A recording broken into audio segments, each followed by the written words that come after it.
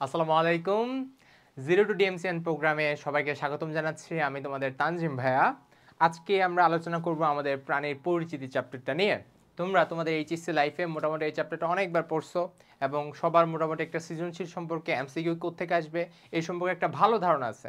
So আমরা আমাদের pre admission প্রোগ্রামে প্রিভিয়াস কোয়েশ্চেন অ্যানালাইসিস করার সাথে সাথে একটা জিনিস তোমাকে আমি প্রুফ করতে যাচ্ছি যে তুমি এইচএসসি লাইফের জন্য যে এমসিকিউগুলো পড়ছো, পড়াশোনা করছো, দ্যাটস ইট, অনেক ভালো করছো, কিন্তু তার সাথে অ্যাডমিশন প্রোগ্রামের এমসিকিউগুলার হালকা একটু ডিফারেন্স আছে। এই হালকা জিনিসটা কিন্তু 3 মাসে অর্থাৎ পরবর্তীতে অ্যাডমিশন টাইমে ধরতে পারাটা যথেষ্ট টাফ। ঠিক আছে, যারা দেখা যায় একটু ভালো স্টুডেন্ট, তথাকথিত ভালো স্টুডেন্ট, তারা কিন্তু এই জিনিসগুলো সম্পর্কে এইচএসসি লাইফ থেকে একটা ধারণা নিতে নিতে থাকে, যার কারণে আলটিমেটলি তাদের পরবর্তীতে কিন্তু কোনো সমস্যা হয় না। আসো একটু চেক করি আমাদের কী কী রকম সমস্যা হইতে পারে। সাপোজ একটা তুমি এমসিকিউ দেখলে বুঝতে পারবা, মানে এই এমসিকিউ মানে আমাদের মেডিকেলে আসা একটা এমসিকিউ আর এইচএসসির এমসিকিউ তার মধ্যে তফাৎটা কি। ঠিক আছে, আসো একটু দেখি আমরা। আমি একদম কোয়েশ্চেনে আসছে তার উপর বেসিস করে জাস্ট 2টা কোয়েশ্চেন লিখছি, তারপরে কিন্তু আমরা কোয়েশ্চেনে যাব এবং ইনশাল্লাহ প্রত্যেকটা কোয়েশ্চেনের সাথেই তোমাদের ওই টপিকটা সম্পর্কে বিস্তারিত পড়ানোর ট্রাই করা হবে, যে যে জিনিসটা আমার মেডিকেলের জন্য লাগবে। তোমরা টাইম কোনো ওয়েস্ট করবে না, জাস্ট তুমি ক্লাসটা করে মাথার মধ্যে একটু একটা ধারণা নিয়ে নাও যে হ্যাঁ এখান থেকে এইভাবে কোয়েশ্চেন আসতে পারে। এই টপিকগুলো আমি একটু ভালো করে পড়বো, জাস্ট নট ফর আমাদের এই যে তোমার এইচএসসির জন্য, পরবর্তীর জন্য আমি ভালো করে পড়ে রাখবো। ঠিক আছে, দ্যাটস ইট, এটাই আমাদের মোটো আমাদের এই যে তোমার প্রি অ্যাডমিশন প্রোগ্রামের। আচ্ছা আসি তাহলে, দেখো একটা জিনিস দেখে তোমাদের। সাপোজ ভাইয়া এখানে 2টা কোয়েশ্চেন, প্রথমটাতে আসি আমরা। কোয়েশ্চেনটা একটু দেখো কি দিছে, একটু পড়ো কোয়েশ্চেনটা। আমি কিন্তু একটু টাইম নিব, ধরো আমি 10-15 সেকেন্ড টাইম নিব তোমাকে ভাবতে দেওয়ার জন্য। আসো, হাইড্রা সম্পর্কে সঠিক নয় কোনটা, এইটা একদম একটা বেসিক একটা কোয়েশ্চেন মেডিকেলের জন্য। ঠিক আছে, এরকম সঠিক নয়, সঠিক, বৈশিষ্ট্য নয়, বৈশিষ্ট্য, এরকম কোয়েশ্চেনগুলো খুবই কমন। ঠিক আছে ভাইয়া, দেখো হাইড্রা সম্পর্কে সঠিক নয় কোনটা, আমি 2টা হাইড্রা দিয়ে দিছি বিকজ এটা যথেষ্ট একটা ইজি একটা টপিক এবং এই টপিক থেকে বেশি কোয়েশ্চেন আসে মেডিকেলেও। ঠিক আছে, এবং এটা তোমরা কিন্তু সবাই অনেকবার পড়ছো। তাহলে দেখো, আসো পারো কিনা দেখি, আমরা একটু চেক করি। আসো দেখো প্রথমটা কি দিছে, পেশি আবরণী কোষ মায়োনিম তন্তু ধারণ করে। তুমি ভাবো, আমি তোমাকে আনসার বলতেছি না, হ্যাঁ পেশি আবরণী কোষে যাও, ওখানে গিয়ে ভাবো হ্যাঁ তুমি এটা পড়ছো কিনা, যে পেশি আবরণী কোষটা মায়োনিম তন্তু ধারণ করে কিনা, নাকি মায়োফ্রাবিল তন্তু ধারণ করে কিনা, নাকি কোনো তন্তুই ধারণ করে না, একটু ভাবো তুমি। ঠিক আছে, ব্রেনকে একটু স্ট্রং করো। আসো 2 নম্বরটা দেখি। হাইড্রা 27 থেকে 30 ডিগ্রি সেলসিয়াস তাপমাত্রা পছন্দ করে। খুব সিম্পলি আমি দিছি, কোশ্চেনটা একটু মডিফাই করতে পারে, বাট বেসিক জিনিসটা এটা থাকবে যে হাইড্রা 27 থেকে 30 ডিগ্রি সেলসিয়াস তাপমাত্রা সবচেয়ে পছন্দ করে থাকে এবং ওই টেম্পারেচারে তারা সবচেয়ে বেশি ভালোভাবে বাস করে। ঠিক আছে, আচ্ছা 3 নম্বর কোয়েশ্চেনে দেখি। হাইড্রার যে ম্যাসোগ্লিয়া, মধ্যবর্তী যে স্তর ম্যাসোগ্লিয়া আমরা জানি, ওই ম্যাসোগ্লিয়াটা 0.1 মাইক্রোমিটার পুরু। এগুলো কিন্তু সব মেডিকেলের কোয়েশ্চেন। ঠিক আছে, আমি দেখাবো এগুলো সব মেডিকেলের কোয়েশ্চেনই, আমি আলাদা কিছু দিচ্ছি না। ম্যাসোগ্লিয়া 0.1 মাইক্রোমিটার পুরু। তুমি ভাবো যে হ্যাঁ আমি ম্যাসোগ্লিয়াতে গেছি, ম্যাসোগ্লিয়া আমি তো ক্ষয়ের জন্য অনেক পড়ছি, অনুধাবনমূলক কোয়েশ্চেনের জন্য অনেক পড়ছি, এটা কি 1.1 মাইক্রোমিটার পুরু কিনা। আচ্ছা 4th কোয়েশ্চেনটা দেখি। হাইড্রার প্রিয় খাবার আর্থ্রোপোডস। ঠিক আছে, আর্থ্রোপোডস বাইরে আমি যদি বাংলায় বলি ক্রাস্টাসিয়াস সন্ধিপদী। ঠিক আছে, এখন তুমি 4টা কোয়েশ্চেন দেখতেছো, এই 4টা কোয়েশ্চেনটা একটু তুমি অ্যানালাইসিস যখন করবা, দেখো তুমি একটা সিঙ্গেল কোয়েশ্চেন দেখলে তোমার কাছে এত কঠিন লাগবে না, কিন্তু তুমি যে 4টা কোয়েশ্চেন যেগুলো মোটামুটি একটার সাথে একটা রিলেটেড, বুঝছো, এইখানে ঝামেলা, কোয়েশ্চেনগুলো একটার সাথে একটা কোরিলেটেড থাকে, মানে একটার সাথে একটা কেমন জানি মিল থাকে, মনে হয় যে একটা না, এখানে তো মনে হয় সঠিক নয় 2টা আছে, এরকম একটা ভাইব দেয় তোমাকে, বুঝতে পারছো। তাইলে আসি আমরা এখানে, এই যে পেশি আবরণী কোষটা মায়োনিম তন্তু ধারণ করে, এই জায়গায় তোমরা অনেকে কনফিউজ হয়ে যাবা যে মায়োনিম আর মায়োফ্রাইবিল 2টা কি সেম জিনিস কিনা, আমি তো 2টাই পড়ছিলাম, বাট 2টা কোন কোন জায়গায় পড়ছিলাম, প্রথম কনফিউশন আসবে এখানে। ঠিক আছে, আচ্ছা প্রিয় খাবার আর্থ্রোপোডসে, এটা অনেকেই একটু কনফিউজ হয়ে যাবা। তোমরা অনেকেই সবাই পড়ে আসছো ক্রাস্টাসিয়াস সন্ধিপদী। ঠিক আছে, এখন ক্রাস্টাসিয়াস সন্ধিপদী মানেই যে আর্থ্রোপোডস, সেটা অনেকেই একটু কনফিউজ হতে পারো, আমি ধরে নিচ্ছি আবার নাও হতে পারো। তাহলে দেখি আমরা এই যে অপশনগুলো যদি তুমি যাচাই করো, তাহলে অ্যাকচুয়াল আনসারটা হবে কত, 2 নাম্বারটা ভুল আছে। ঠিক আছে, 2 নাম্বারটা ভুল আছে। এখন সঠিক নয় তার মানে কোনটা, 2 নাম্বারটা ভুল। এখন তুমি বলতে পারো ভাই এই জিনিসটা তোমার আমি বইয়ে পড়ি নাই, অনেকে কিন্তু বলতে পারো যারা এইচএসসির জন্য নর্মালি আমরা প্রিপারেশন নেই, বলবো এই ভাইটা আমি এটা পড়ি নাই, কিন্তু এটা তোমার বইয়ে আছে, খুব ভালো করেই আছে। ঠিক আছে, কোন জায়গায় আছে, একদম লাস্টের দিকে আছে, দেখবা হাইড্রা 20 ডিগ্রি সেলসিয়াস তাপমাত্রা সবচেয়ে বেশি পছন্দ করে থাকে। কয় ডিগ্রি সেলসিয়াস, 20 ডিগ্রি সেলসিয়াস তাপমাত্রা। তার মানে এটা আনসার কি হবে, এটা এখানে ফলস হবে, এটা আনসার হবে 20 ডিগ্রি সেলসিয়াস তাপমাত্রা। তাহলে তুমি একটা কোয়েশ্চেন সম্পর্কে আইডিয়া পাইছো না আমার কিভাবে পড়া লাগবে, বুঝছো, এভাবে করে কিন্তু আমাদের ক্লাসগুলো আগানো হবে। তাহলে দেখো আনসার কি হবে, বি হবে। আচ্ছা পরের কোয়েশ্চেনে দেখো আরেকটা সিম্পল কোয়েশ্চেন, খুবই সিম্পল। আমরা হাইড্রার চলনটা এমন কেউ বাদ নেই যে আমরা চলনটা পড়ি নাই, যে একদম আমরা পড়াশোনা করিও না সেও কিন্তু পাস করার জন্য হইলেও কিংবা হালকা একটু 4 পয়েন্ট বা 5 পয়েন্ট বা জিপিএ 5 পাওয়ার জন্য আমরা এগুলো খুব ভালো করে পড়ি, তাই না? হাইড্রার চলন খুবই একটা নর্মাল একটা টপিক। তাহলে দেখি তোমাকে বলছে, আমি কিন্তু দুইটা একদম সিম্পল কোয়েশ্চেন দিয়ে বোঝানোর ট্রাই করতেছি যেহেতু আমি ক্লাসে শুরু করতেছি। হাইড্রার চলন 9 কোনটা? সিম্পল কোয়েশ্চেন, আমরা চলন অনেকগুলো পড়ছি, প্রায় 9টা চলন ছিল, ঠিক আছে? এখন তুমি তো এইচএসসির জন্য পড়ছো একভাবে, যে আমি নামগুলোকে অত গুরুত্ব দিই নাই, বাট নামের সাথে যে লেখাগুলা ওগুলাকে আমার বেশি জানা লাগছে, কারণ আমার তো সৃজনশীলের খাতায় লেখা লাগবে। আচ্ছা তুমি তো ওগুলো পড়তেছো, কোনো প্যারা নাই। এখন এখানে দেখি কি দিছে, বাংলায় ইংলিশ নামগুলো দিছে। কি দিছে? Looping, dropping, crawling, floating. আমি যদি এটাকে ইংলিশে কনভার্ট করি কি হবে? Looping, dropping, crawling, floating. ওকে,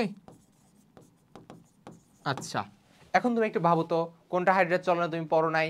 দেখো এই বাংলা নামগুলো দেখে তোমার একটু উইয়ার্ড লাগতেছে না, যে ভাই এরকম তো আসলে আসবে, আমি খেয়াল করি নাই, তাই না? দেখো নামগুলো দেখো, লুপিং ছিল, লুপিং এর একটা চলনের বাংলা নাম কি ছিল দেখি বলো তো? হামাগুড়ি চলন, মনে আছে না? মনে পড়তেছে? হামাগুড়ি চলন ছিল, তাই না? আচ্ছা তারপর ড্রপিং, ড্রপিং কি কোনো চলন ছিল? তুমি ভাবতে থাকো, আমি এখন আনসার দিচ্ছি না। ক্রলিং, ক্রলিং কি ছিল? ক্রলিং নামটা পড়ছো? দেখবা অনেকেই তোমরা কনফিউজ হয়ে গেছো এই যে তোমার ফ্লোটিং, ক্রলিং, ড্রপিং এগুলোর মধ্যে, এগুলো কি হাইড্রা চলন আদৌ ছিল কিনা? ফ্লোটিংটা মোটামুটি ইজি, ফ্লোটিং হচ্ছে বাংলা কি বলি ভাষা, ভাষা কিন্তু হাইড্রার একটা চলনের মধ্যে ছিল, ঠিক আছে? আচ্ছা তাহলে মাঝখানে দুইটা বাকি আছে, দেখি আমরা, একটা ড্রপিং একটা ক্রলিং। আচ্ছা এই যে ক্রলিং, ক্রলিং মানে কি জানো? হ্যাঁচড়ানো।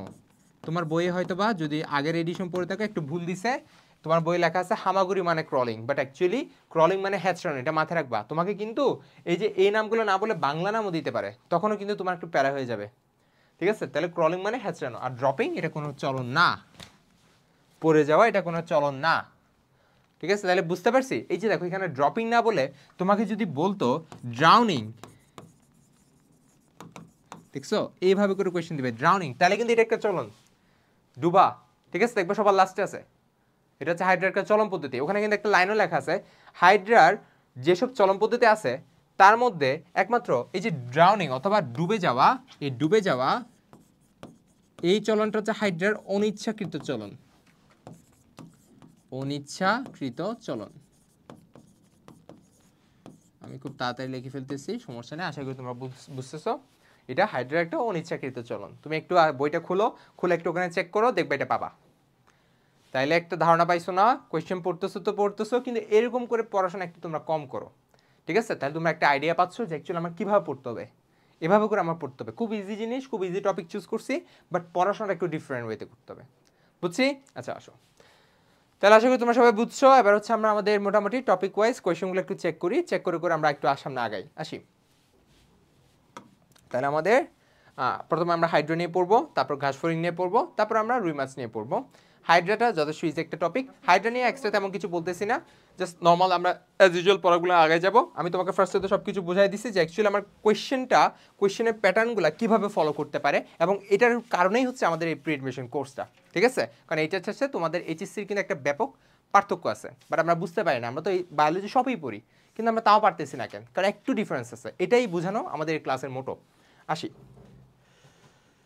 তাইলে ফার্স্টে আসি, এখানে তেমন কিছু লেখা নেই স্লাইডের মধ্যে, যা পড়াবো আমি নিজে পড়াই দিব।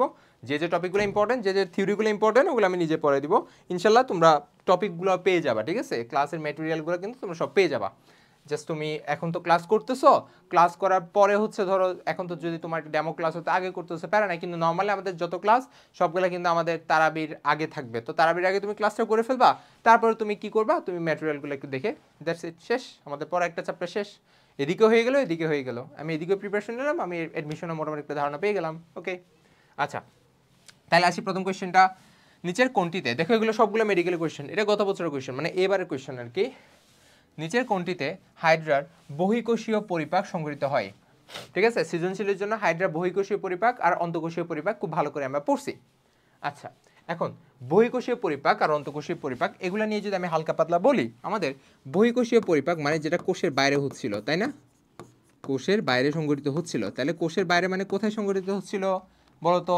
ওই যে হাইড্রা, আমি যদি একটা হাইড্রা আঁকি, সাপোজ ধর একটা হাইড্রা, ধর এটা একটা হাইড্রার বডি, আমার চিত্র আঁকা এত ভালো না, মাফ করে দিও, ধরো এটা হচ্ছে হাইড্রা, সাপোজ এটা একটা হাইড্রা।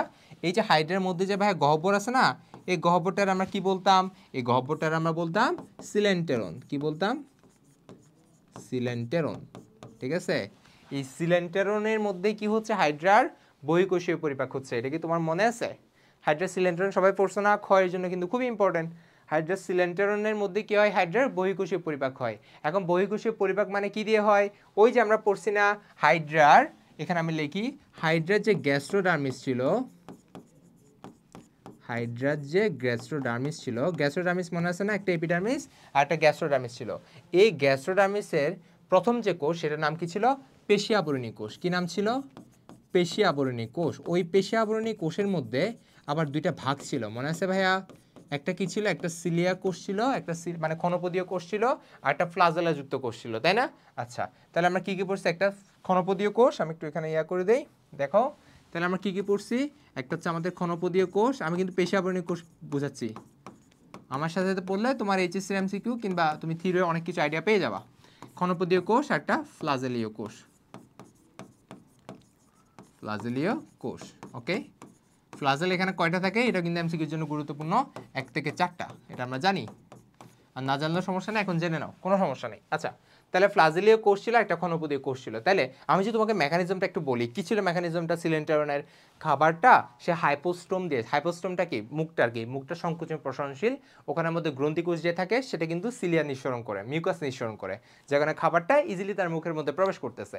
তাহলে মুখ দিয়ে সেটা তার ডিরেক্ট গহ্বরের মধ্যে চলে যাচ্ছে, যেটাকে আমরা কি বলতেছি? সিলেন্টেরন বলতেছি। ওই সিলেন্টেরনে যাওয়ার পরে হাইড্রার যে ভিতরের দিকের কোষ ছিল না, গ্যাস্ট্রোডার্মিস, বাইরে তো এপিডার্মিস, আর ভিতরের লেয়ারটা কি? গ্যাস্ট্রোডার্মিস। ওই গ্যাস্ট্রোডার্মিসের পেশী আবরণী কোষের যে ফ্লাজেলীয় কোষ, এগুলো তো বেসিক্যালি কিরকম দেখতে? আমরা দেখছি না, এই ধরো এটা একটু যদি লেয়ার হয়, এই লেয়ার দিয়ে আমার এরকম হচ্ছে, আমাদের এরকম, এটা হচ্ছে কোষ, এইটা হচ্ছে ফ্লাজেলা। ঠিক আছে, ফ্লাজেলা একটা। তারপর যদি আমি ক্ষণপদীয় কোষগুলো আঁকি, এগুলো হচ্ছে এরকম ছিল, এইরকম ছিল, এরকম ছিল, এগুলো হচ্ছে ক্ষণপদীয় কোষ। এই দুই রকম কোষ থাকে, এরকম সিরিয়ালি থাকে। তাহলে ফ্লাজেলা যুক্ত যে কোষটা, এটা তো এরকম করে সারাউন্ড করে থাকে, তাই না? এটা এরকম করে সারাউন্ড করে থাকে। তাহলে সব দিকে ফ্লাজেলাগুলো বের হয়ে কোথায় বের হয়? সিলেন্টেরনে বের হচ্ছে, তাই না? সিলেন্টেরনে বের হচ্ছে। তাহলে সিলেন্টেরনের মধ্যে যে খাবারটা ঢুকলো, তাকে কি করে? ফ্লাজেলাগুলো নাড়াইয়া চাড়াইয়া কি করে ফেলে? খাবারটাকে পেস্ট বা মন্ড করে ফেলে। এই যে নাড়াইয়া চাড়াইয়া যে পেস্ট বা মন্দ করতেছে, এটাই তার কি? এটাই তার বহিঃকোষীয় পরিপাক, এটাই তার বহিঃকোষীয় পরিপাক। বুঝতে পারছি ভাইয়া? এটাই তার বহিঃকোষীয় পরিপাক। এখন সেকেন্ড যে কোয়েশ্চেনটা আসতে পারে, একটু যদি টাফ করে, তাহলে কি বলবে তোমাকে? বহিঃকোষীয় পরিপাকের মধ্যে আমার কি কোনো এনজাইম কাজ করে কিনা? ঠিক আছে, দেখি বলো তো। এটা কিন্তু মানুষের সাথে মিল আছে। বহিঃকোষীয় পরিপাকে জাস্ট একটা এনজাইম কাজ করে, সেটা হচ্ছে আমাদের কি জানো? সেটা হচ্ছে আমাদের পেপসিনটা। পেপসিন, পেপসিন হচ্ছে হালকা প্রোটিনকে পলিপেপটাইডে কনভার্ট করে। তাহলে পেপসিন কি করে? হালকা প্রোটিনকে পলিপেপটাইডে কনভার্ট করে। আর বাদ বাকি যা আছে ওদের কিন্তু কোনো চেঞ্জ হয় না, ওরা চেঞ্জ হবে কোথায়? অন্তঃকোষীয় পরিপাকে গিয়ে। তাহলে এখন বহিঃকোষীয় পরিপাকে তো তাকে প্যাস্ট বানায় ফেলছে, এখন এখান থেকে তাকে কোষের ভেতর প্রবেশ করা লাগবে না? কোষের ভিতর প্রবেশ করা লাগবে না? এই কোষের ভিতরে প্রবেশ করাটা কিভাবে হয় জানো? তোমার ফ্যাগোসাইটোসিস প্রক্রিয়ার মাধ্যমে। ঠিক আছে, ফ্যাগোসাইটোসিস প্রক্রিয়া কি করে? এই যে ক্ষণপদীয় কোষগুলা করে। ক্ষণপদীয় কোষগুলা এমিবার মতো দেখতে না? এই যে এটা অনেকটা এমিবার মতো দেখতে না? তো কি করে? খাবারটা এই জায়গায় আসে, এদিকে ভিতরে আসে, তারপর ও কি করে? তার যে সিওডোপড, এইগুলাকে সিওডোপড বলে, হাত আর কি বলতে গেলে হাতের মতো, এই সিওডোপড দিয়ে খাবারটাকে সে কি করে? এনগালফ করে ফেলে। ওই যে তোমরা ফ্যাগোসাইটোসিস প্রক্রিয়া পড়ছো না, জাস্ট লাইক দ্যাট। ঠিক আছে, এনগালফ করে সে কোষের ভিতরে প্রবেশ করে ফেলে। বুঝতে পারছি? এই যে কোষের ভিতরে প্রবেশ করালো না, তারপর তার কি শুরু হবে? অন্তঃকোষীয় পরিপাক শুরু হবে। বুঝতে পারছি? কি শুরু হবে? অন্তঃকোষীয় পরিপাক শুরু হবে। এখন আমি যদি হাইড্রার অন্তঃকোষীয় পরিপাক নিয়ে কিছু বলতে চাই, যেটা তোমার জন্য ইম্পর্টেন্ট, অন্তঃকোষীয় পরিপাক নিয়ে দেখো, তুমি কিন্তু সবগুলা পড়ছো, সৃজনশীলের জন্য মোটামুটি কি কি এনজাইম লাগে এটা সম্পর্কে তোমার একটা ধারণা আছে। ঠিক আছে, এটা ছাড়াও একটা খুব গুরুত্বপূর্ণ জিনিস কি জানো, যেটা মেডিকেল আসছে, হয়তো তুমি খেয়াল করো না, সেটা হচ্ছে হাইড্রা সব ধরনের খাবার পরিপাক করতে পারে এক্সেপ্ট স্টার্চ।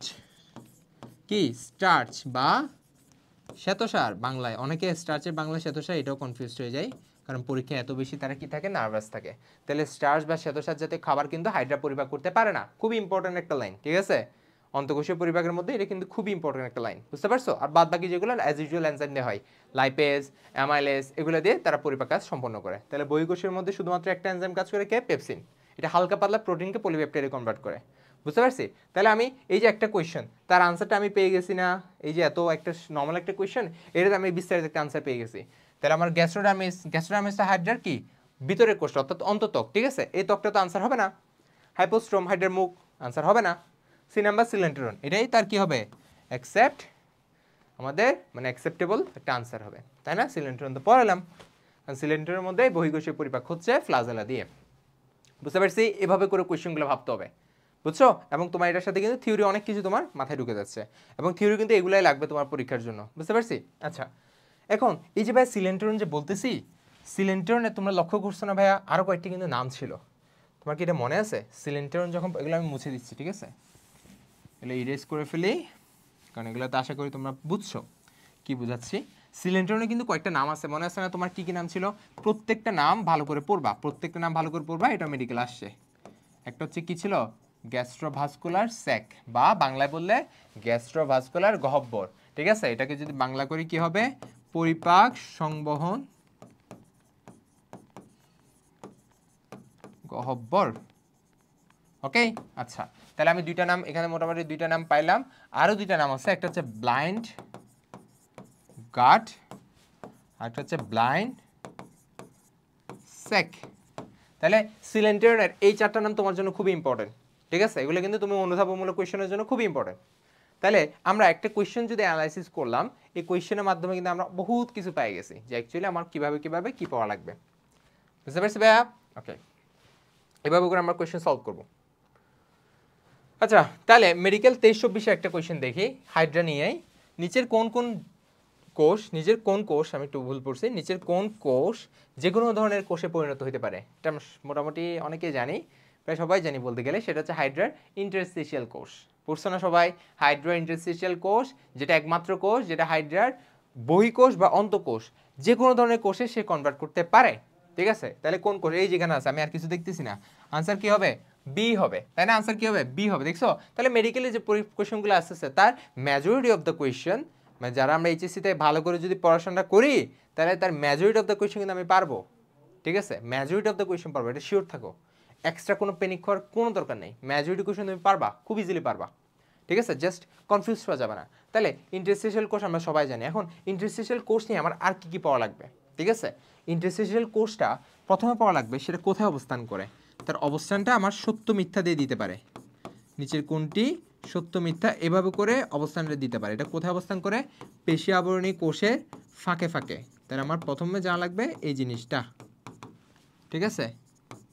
তারপর সেকেন্ডলি একটা জিনিস জানবো, সেটা হচ্ছে আমরা ইন্টারস্টিশিয়াল কোষের মধ্যে কিন্তু বিভিন্ন ধরনের অঙ্গাণু আছে, তাই না? মাইটোকন্ড্রিয়া, তারপর হচ্ছে আমাদের এন্ডোপ্লাজমিক রেটিকুলাম, এইগুলা কিন্তু তুমি একটু পড়ে নিবা, রাইবোজোম, এগুলো কিন্তু আছে, ঠিক আছে? তোমাকে দেখবা এটা দিয়েও যদি কোয়েশ্চেন চাইলে কোডিং করতে পারে। কি কোয়েশ্চেন কোডিং করবে জানো? তোমাকে বলবে অমসৃণ, এন্ডোপ্লাজমিক রেটিকুলাম। আনসারটা কি কারেক্ট হবে? না, আনসার ইনকারেক্ট হবে। কেন? কারণ অ্যাকচুয়াল আনসার হচ্ছে মসৃণ এন্ডোপ্লাজমিক রেটিকুলাম। আনসার কি হবে? মসৃণ এন্ডোপ্লাজমিক রেটিকুলাম। তুমি বইটা একটু চেক করো, যদি অনেকে দেখবে এটা খেয়াল করো নাই, অমসৃণ নাকি মসৃণ, এটা কিন্তু অনেকেই খেয়াল করে নাই, ঠিক আছে? এইভাবে জিনিসগুলো খেয়াল করতে হবে, এটাই তোমার ধরাই দিচ্ছি, বুঝতে পারছো? আচ্ছা, তাহলে ভাই দুইটা জিনিস তো বুঝলাম। আচ্ছা, তারপর কাজে আসি। কাজে হচ্ছে ইন্টারস্টিশিয়াল কোষের মেইন যে কাজ, ঠিক আছে, ও হচ্ছে মেইনলি যে কাজটা আমাদের করতেছে সেটা হচ্ছে তারা মুকুল তৈরিতে অংশ নেয়, ঠিক আছে? মুকুল তৈরি তার one of the most important কাজ, এবং আমরা এটা জানি এটা হচ্ছে হাইড্রার প্রধান একটা কি অযৌন জনন, তাই না? আমরা জানি সেটা। ওকে, আচ্ছা, তাহলে বুঝলাম না? আচ্ছা, তারপর লাস্টলি খুব ইম্পর্টেন্ট একটা লাইন আছে, সেটা হচ্ছে বিজ্ঞানী ব্রেইন বলছে, নাম কি? ব্রেইন। উনি বলছে হাইড্রার বহিতক বা অন্ততক এর যতগুলা কোষ আছে এগুলা প্রতি 45 দিন অন্তর অন্তর ইন্টারস্টিশিয়াল কোষ দিয়ে হাইড্রার যতগুলা কোষ আছে সবগুলা এটা দিয়ে প্রতিস্থাপিত হয়। তাহলে এই লাইনটা খুব ইম্পর্টেন্ট না, এটা ভোলা যাবে না। তাহলে প্রতি 45 দিন অন্তর ইন্টারস্টিশিয়াল কোষ দিয়ে হাইড্রার যতগুলা কোষ আছে দেহের ওগুলা প্রতিস্থাপিত হয়।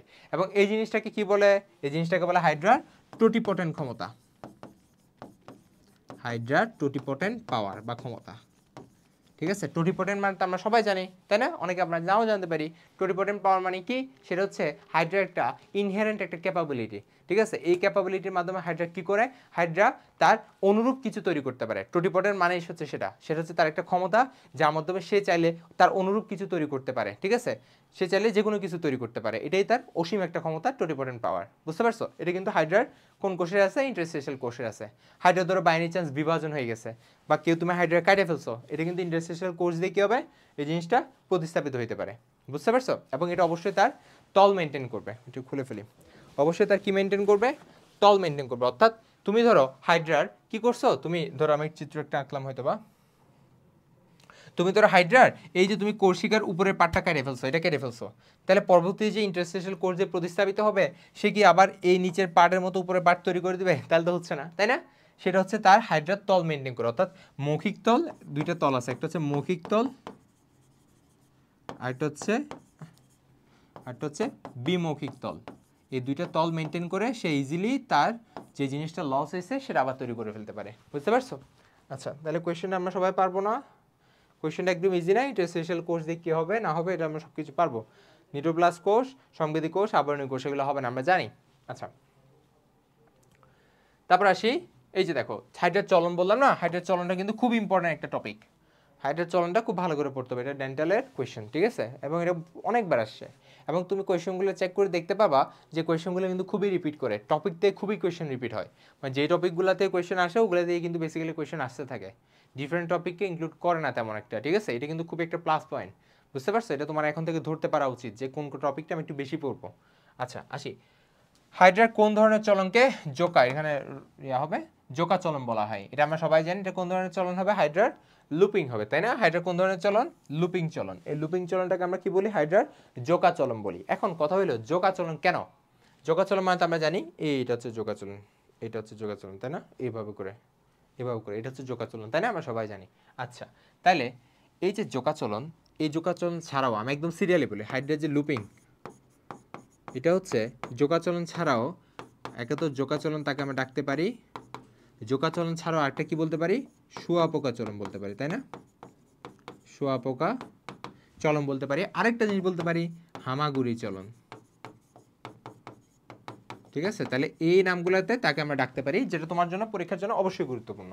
তাহলে প্রথমত তো আমরা এটা পারবো। আচ্ছা, সেকেন্ডলি কেন তাকে যোগাচলন বলে, এটা কিন্তু তোমার ক্ষয়ের জন্য খুবই গুরুত্বপূর্ণ, ঠিক আছে। আচ্ছা, তাহলে মাথায় রাখতে হবে হাইড্রার যে লুপিং প্রসেস, এটা হাইড্রার কোনো সাধারণ চলন না। এটা কিন্তু খুবই গুরুত্বপূর্ণ একটা কোয়েশ্চেন। হাইড্রার লুপিং চলনটা হচ্ছে হাইড্রার একটা বিশেষ চলন পদ্ধতি। তাহলে এটা প্রথমেতে মাথায় রাখতে হবে, এটা হাইড্রার একটা বিশেষ চলন পদ্ধতি, ঠিক আছে। তাহলে এটা মাথায় রাখবা, এটা হাইড্রার একটা বিশেষ চলন পদ্ধতি। এবার এই চলন পদ্ধতিতে আমার হয়টা কি, আমি যে একটা চিত্র এঁকে তোমাকে বুঝাই, খুব সিম্পল। আমরা সবাই চিত্রগুলা ভালো করে প্র্যাকটিস করতে হবে। কিন্তু আমাদের এই ধরো একটা হাইড্রা, তার নর্মালি কিন্তু ট্রাই করবা 6টা কোষিকা দেওয়ার জন্য, ঠিক আছে। এই ধরো হাইড্রা, এই হাইড্রা কি করবে, তার যে গ্লুটিনেন্ট আছে না, গ্লুটিনেন্ট মানে স্টিনোটিল যে গ্লুটিনেন্টগুলো আছে, ওই গ্লুটিনেন্টগুলোকে তার ভূতলের অর্থাৎ ভূমির সামনের দিকে নিয়ে আসবে, অর্থাৎ ভূমির দিকে ঝুঁকাবে, ঠিক আছে। তাহলে ঝুঁকানোর পরে তা একদম কি করবে, ধরো এটা হচ্ছে আমাদের ভূমির সারফেসের সাথে সে কি করবে, লাগাই ফেলবে, ঠিক আছে। কোষিকাগুলোকে লাগাই ফেলবে, কাইন্ড অফ এরকম একটা শেপ হবে তখন, তাই না? এরকম একটা শেপ হবে। তারপরে কি করবে সে, তার এই জিনিসটাকে কিন্তু রেখে এই জিনিসটাকে কিন্তু সে উপরে তুলবে না। যদি উপরে তুলে ফেলে এটা কোন ধরনের চলন হয়ে যাবে? এটা সমারসোল্ডিং চলন হবে। কোন ধরনের চলন হবে? সমারসোল্ডিং চলন হবে, ঠিক আছে। তাহলে এভাবে হবে না, তার এটা কিন্তু ফিক্স থাকে। এটা কি করে, হালকা একটু উঠে তার কি করে সামনের দিকে গিয়ে বসায় দেয়, অর্থাৎ এটা এরকম তো হালকা একটু উঠে এভাবে করে বসায় দেয়, ঠিক আছে। যার কারণে কি হবে, তার চলনটা কাইন্ড অফ ঝুঁকা, অর্থাৎ যোগ যেভাবে চলন করে তার মতো লাগবে। বুঝতে পারছি? তাহলে একটু করে সামনের দিকে গিয়ে আবার কি করবে, এই জিনিসটাকে তুলে ফেলবে, অর্থাৎ কোষিকাটাকে আবার উপরে তুলে ফেলবে। বুঝতে পারছো? তাইলে এই চলনের ফলে হাইড্রা, তাহলে আমি কি বলছি, এই চলনের ফলে কয়েকটা জিনিস অবশ্যই মাথায় রাখতে হবে। হাইড্রা তার দৈর্ঘ্যের অর্ধেক দূরত্ব অতিক্রম করে। তাহলে কি মাথায় রাখবা, হাইড্রা তার দৈর্ঘ্যের অর্ধেক দূরত্ব অতিক্রম করে। খুবই গুরুত্বপূর্ণ একটা পয়েন্ট মাথায় রাখতে হবে। এই চলনের মাধ্যমে হাইড্রা তার দৈর্ঘ্যের অর্ধেক দূরত্ব অতিক্রম করে। এবং যখন আমরা সমারসল্টিং বলবো তখন হচ্ছে এই চলনের ফলে হাইড্রা তার দ্বিগুণ দূরত্ব অতিক্রম করে, সমারসল্টিং এর ফলে হাইড্রা দ্বিগুণ দূরত্ব অতিক্রম করে, ঠিক আছে। আচ্ছা, তারপর মাথায় রাখতে হবে এই চলনে হাইড্রার একটা লুপ তৈরি হয়। কি তৈরি হয়? একটি লুপ তৈরি হয়, বুঝতে পারছো? আর আমরা যখন সমারসল্টিং বলবো তখন কি হবে? হাইড্রার সমারসল্টিং এর ফলে দুটি লুপ তৈরি হচ্ছে, ঠিক আছে। আচ্ছা, তারপর আমি তো অলরেডি বলছি এই যে তোমার লুপিং চলনটা হাইড্রো একটা বিশেষ চলন পদ্ধতি, আর সমারসল্টিং হাইড্রো একটা সাধারণ চলন পদ্ধতি, ঠিক আছে। এবং সমারসল্টিংটা হচ্ছে দ্রুত চলন পদ্ধতি এবং এটা হচ্ছে তোমার মন্তর চলন পদ্ধতি। এবং এই চলনটা হাইড্রা কি করে? কোনো একটা লম্বা দূরত্ব যখন অতিক্রম করতে হবে তখন ইউজ করে, ঠিক আছে। অর্থাৎ কাইন্ড অফ এক কথা বলতে গেলে ম্যারাথন দৌড়ের মতো আর কি, ঠিক আছে। যারা ম্যারাথন দৌড়ায় তুমি কি লক্ষ্য করছো তারা কখনো জোরে দৌড়ায়? তারা কিন্তু কখনো জোরে দৌড়ায় না, তারা স্লোলি অনেক দূর অতিক্রম করতে পারে। এবং এই জন্যই তোমার লুপিং যে চলনটা এটাও সেম, তার স্লোলি সে অনেক দূরত্ব অতিক্রম করতে পারবে। আর সমারসল্টিংটা প্রতিবারে তার দুইটা লুপ তৈরি হচ্ছে, সেভাবে ঘুরে ঘুরে ঘুরে ঘুরে কি করতেছে? ডিগবাজি চলন করতেছে এবং আলটিমেটলি সে কিন্তু দ্রুত কিন্তু কাছের কোনো জায়গায় যাওয়ার জন্য ইউজ করতেছে, বুঝতে পারছি? আচ্ছা, তাহলে তোমার পরীক্ষার জন্য খুব ইম্পর্টেন্ট সমারসল্টিং আর লুপিং, এই দুইটার পার্থক্য খুব ভালো করে পড়ে ফেলবা। তাহলে এটা পড়লে এদিকেও কভার হবে, অ্যাডমিশনের জন্য কভার হয়ে যাবে, ঠিক আছে ভাইয়া? এভাবে করে জিনিসগুলো পড়বা, সিগনিফিক্যান্ট পয়েন্টগুলো মাথায় রাখবা, মাথায় সেট করে রাখবা যে ধরো এই তিনটা পয়েন্ট যদি আমি মাথায় রাখতে পারি, তার সাথে যে সমারসল্টিং এর ডিফারেন্স এটা আমি ইজিলি পারবো। যেমন অর্ধেক সমারসল্টিং এর দ্বিগুণ, একটি লুপ ওখানে দুইটা লুপ, লম্বা দূরত্ব দ্রুত অতিক্রম করতে পারে এবং কাছের কোনো ডেস্টিনেশন, ঠিক আছে। ওইটা এটা বিশেষ চলন, ওইটা সমারসল্টিং সাধারণ চলন, শেষ, দ্যাটস এনাফ, ওকে। আচ্ছা, এবার আসি হাইড্রার আমাদের পরবর্তী কোয়েশ্চেন, মেডিকেল 20-21 কোয়েশ্চেন দেখি। আমরা অলরেডি দেখছি এটি কোয়েশ্চেনটা, নেমাটোসিস্টের ভিতরে কোন বিষাক্ত যে তরল পদার্থ থাকে তার নামটা কি? একদম ইজি একটু কোয়েশ্চেন, তাই না? তোমরা সবাই মোটামুটি জানো, আমি ধরে নিচ্ছি তোমরা অনেকে জানো, না জানলে আজকে থেকে কখনো ভুলবা না ইনশাল্লাহ। আচ্ছা, এই যে নেমাটোসিস জিনিসটা আমরা কিন্তু এটা প্রথম চ্যাপ্টারে পড়ছি, সেকেন্ড চ্যাপ্টারে পড়ছি, তাই না? কোথায় পড়ছি? নিডারিয়া পর্বভুক্ত প্রাণী। এটা এমন না যে হাইড্রার একটা ক্লাসিফিকেশন, হাইড্রার একটা বৈশিষ্ট্য স্পেসিফিক না, এটা কিন্তু নিডারিয়ার যত পর্ব আছে, যত প্রাণী আছে তার মেজরিটির মধ্যেই কিন্তু নেমাটোসিস ব্যাটারিটা দেখা যায়। এই নেমাটোসিস ব্যাটারিটা কোন কোন কাজে হেল্প করে এবং এটার বৈশিষ্ট্য, এগুলো সবগুলো তোমার জন্য খুবই গুরুত্বপূর্ণ, ঠিক আছে। একটু যদি আমরা আলোচনা করি তার আগে আমি যেহেতু এখানে বিষাক্ত তরল পদার্থ পড়াচ্ছি, এটার আনসারটা আমরা বলে ফেলি। এটা কি ছিল আনসার? এটা অবশ্যই হিপনোটক্সিন ছিল, তাই না? এটা কি ছিল? হিপনোটক্সিন ছিল, কারণ এই হিপনোটক্সিনটা প্রাণীকে কি করে? হিপনোটাইজ করে দেয়। কি করে? হিপনোটাইজ করে দেয়, অর্থাৎ তাকে অবশ করে ফেলে, তাকে অবশ করে ফেলে এরপর কি করে? ইজিলি হাইপোস্টোম দিয়ে মুখের ভেতরে ঢুকাই ফেলে, বুঝতে পারছো? এইভাবে খেয়ে ফেলতেছে। আচ্ছা, যাই হোক, এই হিপনোটক্সিন যেটা, এটা কি দিয়ে তৈরি? খুবই ইম্পর্টেন্ট, পরীক্ষা অনেকবার আসছে। এটা হচ্ছে আমরা সবাই জানি প্রোটিন এবং ফেনল দিয়ে তৈরি। ওই যে ভাই সাপের বিষ সবাই শুনছো না? সাপের বিষ, সাপের বিষের প্রধান উপাদান কিন্তু ফেনল, ঠিক আছে। ওই বিষটা এখানে কিন্তু হিপনোটক্সিন, বুঝতে পারছি? আচ্ছা, তাহলে তুমি ধরো কোয়েশ্চেন কিন্তু সলভ করার বিভিন্ন ওয়ে আছে। সাপোজ আমি এই যে কোয়েশ্চেনটা আছে, এই কোয়েশ্চেনটার আনসার ধরো এটা বাই এনি চান্স আমি জানি না, ঠিক আছে। আচ্ছা, টক্সিন আলাদাভাবে কোনো নাম হওয়ার কথাও না, কারণ টক্সিন তো অ্যাজ ইউজুয়াল সব বিষাক্ত পদার্থকে মিন করতেছে। যেহেতু আমি একটা স্পেসিফিক জিনিস বলছি, স্পেসিফিক একটা আনসার হবে, নয়তো হিপনোটক্সিন হবে, নয়তো হিমোসায়ানিন হবে, নয়তো হিমোজয়েন হবে, ঠিক আছে। এখন প্রত্যেকটা জিনিস কিন্তু তুমি তোমার প্রাণীবিজ্ঞান বইয়ে পড়ছো, যদি তুমি ভালো করে পড়ে থাকো। আসি কিভাবে, দেখো হিপনোটক্সিন, সাপোজ ধরো তুমি এটা আনসার জানো না, এখন আমি পরীক্ষায় কিভাবে জিনিসটা সলভ করব? তাহলে আমি জানি এটা নয়তো এটা নয়তো এটা, যে কোনো একটা আনসার হবে, এটা আমি জানি। সাপোজ ধরো এটা আনসার আমি জানি না, তাহলে এই দুটো অপশনকে আমি এখন কি ক্রস চেক করব যে এগুলো কি আনসার হইতে পারে কিনা। কিভাবে? হিমোসায়ানিন জিনিসটা কই পড়ছো? আমি একটু থামি, তোমরা বলো কই পড়ছো? এটা কোথায় পড়ছো ভাবো তো? এটা তুমি পড়ছো আমাদের প্রথম চ্যাপ্টারে মলাস্কাতে। কই পড়ছি? মলাস্কাতে, ঠিক আছে। এই হিমোসায়ানিন এটা কি? এটা হচ্ছে আমিষযুক্ত একটা রঞ্জক। তাহলে হিমোসায়ানিন এটা কি? এটা হচ্ছে একটা আমিষযুক্ত রঞ্জক। রঞ্জক মানে তো জানি পিগমেন্ট, ঠিক আছে। পড়ছো না, মনে আছে? মলাস্কাযুক্ত প্রাণীদের রক্তটা হিমোসায়ানিন এবং আরেকটা হচ্ছে এমিবোসাইট, হিমোসায়ানিন এবং এমিবোসাইট কণিকা থাকে। সবার মনে পড়ছে? মলাস্কা প্রাণীদের, পর্বের প্রাণীদের হিমোসায়ানিন এবং এমিবোসাইট কণিকা থাকে। এই হিমোসায়ানিনটা হচ্ছে একটা আমিষযুক্ত রঞ্জক। তার মানে ভাই একে আমি ফিল্টার আউট করে দিছি, এটা আনসার হবে না, শেষ। আচ্ছা, সবার লাস্ট এটা দেখি, এটা আমরা সবাই মোটামুটি বুঝতে পারতেছি এটা কি, হিমোজয়েন। হিমোজয়েন কই পড়ছো দেখি, ভাবো তো হিমোজয়েনটা কই পড়ছো? হিমোজয়েন তুমি পড়ছো বোটানির 4র্থ চ্যাপ্টারে। কোথায়? ম্যালেরিয়াতে। মনে পড়ছে? আমি একটু এলোমেলো লিখতেছি এই জিনিসটা জাস্ট তোমাদের ভালো করে বোঝানোর জন্য। ম্যালেরিয়াতে, ম্যালেরিয়া প্যারাসাইটের খুবই গুরুত্বপূর্ণ একটা জিনিস হচ্ছে হিমোজয়েন। হিমোজয়েন বর্জ্য পদার্থ। এই হিমোজয়েন বর্জ্য পদার্থটা ম্যালেরিয়ার স্টেজের মধ্যে যদি জমা হয়, ওইটার ভিত্তিতে এটা কিন্তু মারাত্মক রকমের কি, এটাকে বলা হয় ইমিউনোজেন। এটাকে ইংলিশে বলে ইমিউনোজেন, মানে এটা হচ্ছে মারাত্মক রকমের ইমিউনোজেনিক। ইমিউনোজেনিক মানে কি? অ্যান্টিজেনিক, মানে কি এটা একটা মারাত্মক অ্যান্টিজেন হিসেবে কাজ করে, খুবই মারাত্মক, যেটা আমাদের শরীরের মধ্যে জ্বর নিয়ে আসে। বুঝতে পারছো? এটা আমাদের শরীরের মধ্যে জ্বর নিয়ে আসে। এবং এই ইমিউনোজেন অর্থাৎ রক্তের মধ্যে হিমোজয়েনটাকে ডিটেক্ট করে আমরা বুঝতে পারি ওই ব্যক্তির ম্যালেরিয়া হয়েছে কিনা। এই লাইনটা কিন্তু আছে বইয়ের মধ্যে। আমরা রক্তের মধ্যে ইজিলি হিমোজয়েনটাকে ডিটেক্ট করে আমরা বলতে পারি এটার অর্থাৎ এই মানুষের ম্যালেরিয়া হয়েছে কিনা। এবং এই হিমোজয়েনের উপর ভিত্তি করে কিন্তু অ্যান্টি ম্যালেরিয়াল যে ড্রাগগুলা, ওষুধগুলা, এগুলা তৈরি করা হয়। বুঝতে পারছো? তাহলে এও আনসার হবে না? তাহলে এও বাদ, এও বাদ, এটা এমনও বাদ, তাহলে আনসার কি হবে? 1 হবে। এভাবে করে তুমি কোয়েশ্চেন সলভ করতে পারো যদি তোমার নলেজ অনেক বেশি থাকে। এবং এই নলেজটা তোমার এখন থেকেই নিতে হবে, এখন থেকে কালেক্ট করতে হবে। তাহলে দেখছো ভাই এটা কিভাবে সলভ করবো? এভাবেই করে আমি আগাবো। এখন আমি যেহেতু তোমাকে এই যে নেমাটোসিসটা পাইলাম, এই নেমাটোসিস সম্পর্কে একটু তোমাকে বলে ফেলি, আদার সারাউন্ডিং আমার কি কি পরীক্ষা আসতে পারে। ঠিক আছে, আসি।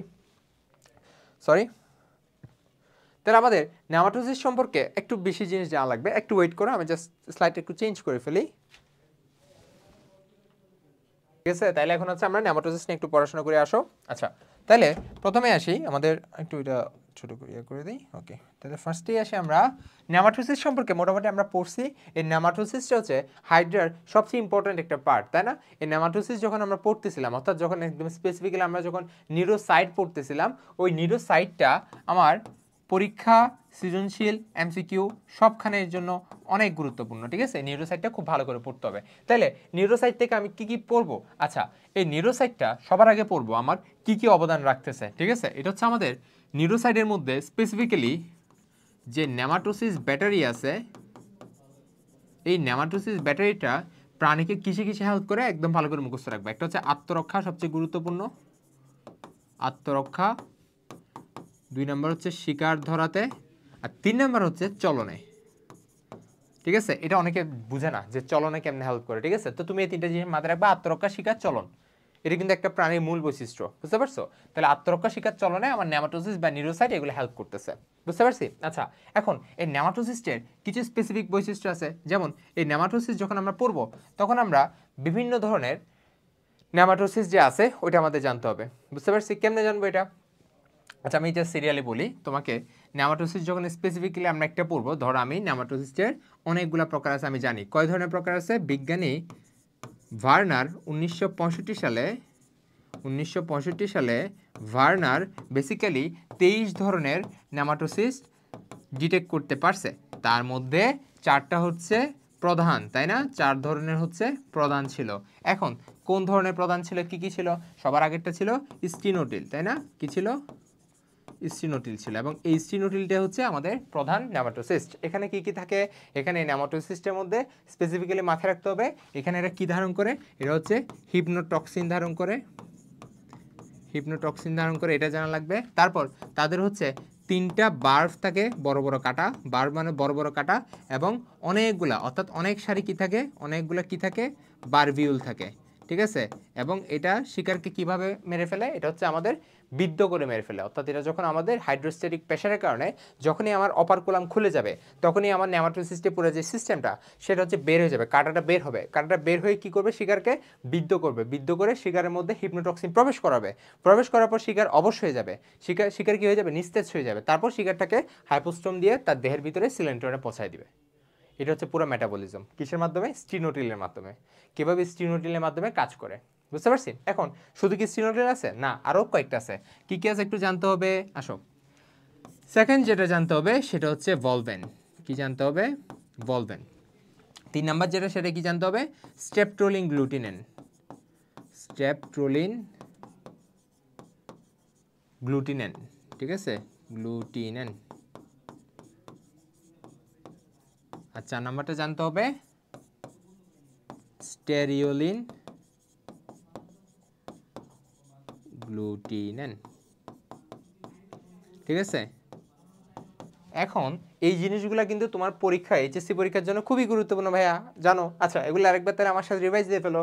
তাহলে এই যে ভাই ভলভেনটা বেসিক্যালি কিভাবে কাজ করে মনে আছে না? ভলভেনটা হচ্ছে কাইন্ড অফ এরকম করে পেঁচানো থাকে।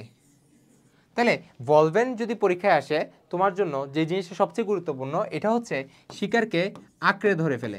কি করে? শিকারকে আঁকড়ে ধরে ফেলে। তাহলে একটা জিনিস মাথায় রাখতে হবে এটা, অর্থাৎ এটা যখন এম করে খুলে যাবে কক স্ক্রুর মতো কাজ করে। কিসের মতো? কক স্ক্রুর মতো। শিকারকে এম করে ধরে ভিতরে টেনে নিবে, ঠিক আছে? এবং এই জিনিসটা কিন্তু কি স্থিতিস্থাপক, মানে কি বের হইছে আবার টেনে আগে জায়গায় চলে আসবে, বুঝতে পারছো? তাহলে এটাতেই সেকেন্ড যেটা ইম্পর্টেন্ট জিনিস মাথায় রাখতে হবে সেটা হচ্ছে এই জিনিসটা স্থিতিস্থাপক। কি মাথায় রাখবো? এই জিনিসটা স্থিতিস্থাপক, ঠিক আছে? আচ্ছা, তাহলে আমাদের বলবেন থেকে এই দুইটা লাইন আমার জন্য কি পয়েন্ট, বুঝতে পারছি? আচ্ছা, এবার 3 নাম্বার আসি। স্ট্রেপটোলিন গ্লুটিনেন, স্টেরিওলিন গ্লুটিনেন, দুইটা জিনিসই সেম। আচ্ছা, তার মধ্যে স্ট্রেপটোলিন কেন? বিকজ এটার মধ্যে কাটা আছে। তাহলে স্ট্রেপটোলিন কেন? একটা লাইন মাথায় রাখবো, আমার এত কিছু মাথায় রাখার টাইম নেই। কাটা আছে, এত কিছু মাথায় রাখলে পরীক্ষা মনে থাকবে না। তাহলে স্ট্রেপটোলিন কেন নাম দিছে? এটাতে কাটা আছে। স্টেরিওলিন কেন? এটাতে কাটা নাই। এবং দুইটাই কিভাবে কাজ করে? দুইটাই হচ্ছে আটালো রস ক্ষরণ করে। তাহলে এই দুইটাই কি করে? এই দুইটা হচ্ছে আটালো রস ক্ষরণ করে। কি করে? আটালো রস ক্ষরণ করে, বুঝতে পারছি?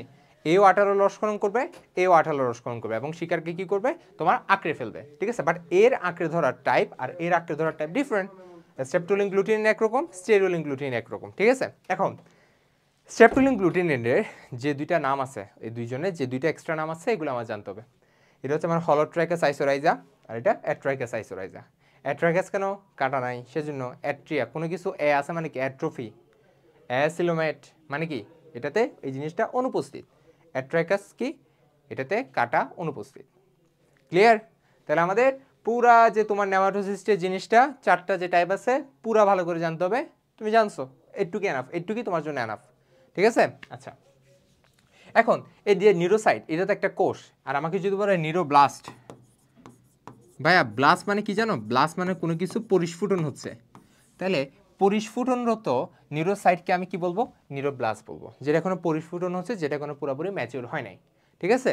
আচ্ছা, এখন নিউরোসাইটটা একটা কোষ, তাহলে কোষের একটা পুরো সিস্টেম থাকবে। ওই সিস্টেমের চিত্রটা তোমার পরীক্ষার জন্য মাস্ট, ঠিক আছে? চিত্র তোমার পরীক্ষার জন্য মাস্ট। এবং এই চিত্র ছাড়াও আরও যা যা প্রকার আছে, যেমন এটাতে আবরণী আছে, অপারকুলাম আছে, তারপর নিউরোসিল খুবই গুরুত্বপূর্ণ। নিউরোসিল কিসের মতো কাজ করে? ট্রিগারের মতো কাজ করে। এবং এটা ট্রিগারের মতো কাজ করে এবং এটা কিভাবে উৎপত্তি হয়েছে? এটা হচ্ছে একটা রূপান্তরিত সিলিয়াম। এটা কি? এটা একটা রূপান্তরিত সিলিয়াম, ঠিক আছে? ক্লাসটা ভাইয়া এভাবে করে নিচ্ছি যাতে তুমি জাস্ট আমার সাথে একটু রিভাইজ দাও, ঠিক আছে? আমার সাথে যা যা পড়ছো ওগুলো মিল পাচ্ছ কিনা দেখো। তাহলে নিউরোসিলটা কি ছিল? একটা রূপান্তরিত সিলিয়াম ছিল। একটু জানলে তোমার জন্য হয়ে যাবে, বুঝতে পারছি? তোমাকে বলতে পারে নিচের কোনটি নিউরোসাইট কোষের অংশ নয়। তাহলে তোমার যে আদার যে জিনিসগুলো আছে না, অপারকুলাম, নিউরোসিল, পেশিতন্তু এবং লেসো, নিউক্লিয়াস, আবরণী, এগুলো সবগুলোই তো আমার নিউরোসাইটের অংশ। তাহলে এগুলো আমার জানা লাগবে, একটুকি, বুঝতে পারছো? তাহলে একটু পড়লে এনাফ, এনাফ, অনেক কিছু পড়ানো হয়েছে। আচ্ছা, দেখো ফার্স্টে যে তোমাকে এত কিছু পড়াইলাম না, এখন দেখো সব কিছু তুমি রিপিট পাবা। এই জন্যই ফার্স্টে আমি এত বেশি পড়াইছি, বুঝতে পারছো? এই জন্য ফার্স্টে এত বেশি ইনফরমেশন দিছি যাতে এখন তুমি বুঝতেছো, তোমার সব কিছু কমন আসবে। দেখবা, এই দেখো কোন পদ্ধতিতে হাইড্রা লম্বা দূরত্ব অতিক্রম করে? লম্বা, এই যে লম্বা জিনিসটা আমরা আগেই পড়ছি। লম্বা মানে কি? সে বেশি দূরত্ব অতিক্রম করবে। বেশি দূরত্ব অতিক্রম করবে মানে কি? তাকে কি দিতে হবে? তাকে হচ্ছে আমাদের কি করতে হবে? লুপিং ইউজ করতে হবে। কি ইউজ করতে হবে? লুপিং ইউজ করতে হবে। এখন লুপিং চলনের আরও 3-4টা নাম তোমাকে বলে দিছিলাম। লুপিং চলনের আরেকটা নাম কি ছিল? এটা হামাগুড়ি চলন বা জুয়াপোকা চলন বা জোকা চলন বা শুয়াপোকা চলন। মনে পড়ছে এবার? এই দেখো সেম কোয়েশ্চেন মেডিকেলে আবার রিপিট করছে পরের বছরে।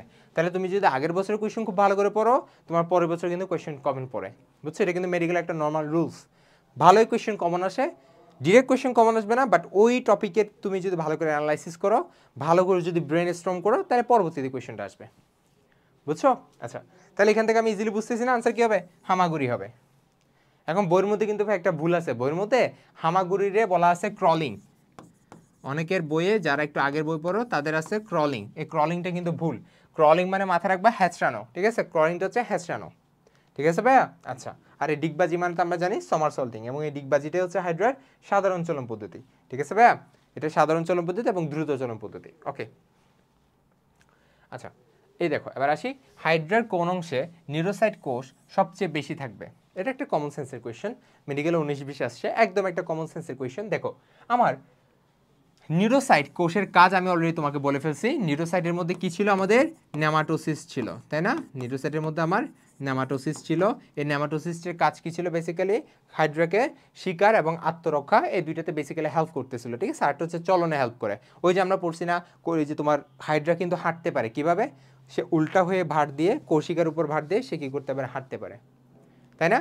সো ওইটাতে কিন্তু কৌশিকে হেল্প করতেছে, মানে নিউরোসাইটের একটা পার্ট হেল্প করতেছে কিন্তু। আচ্ছা, তাহলে আমাদের এটা কিন্তু জানতে হবে, হাইড্রার নিউরোসাইটটা চলনে হেল্প করে, এটা কিন্তু একটা আনকমন জিনিস, একটু জানা লাগবে। আচ্ছা, তাহলে নিউরোসাইট কোষের কোন জায়গায় বেশি থাকবে? তুমি অপশনটা একটু চেক করো, দেখো বলে কিন্তু পারবা।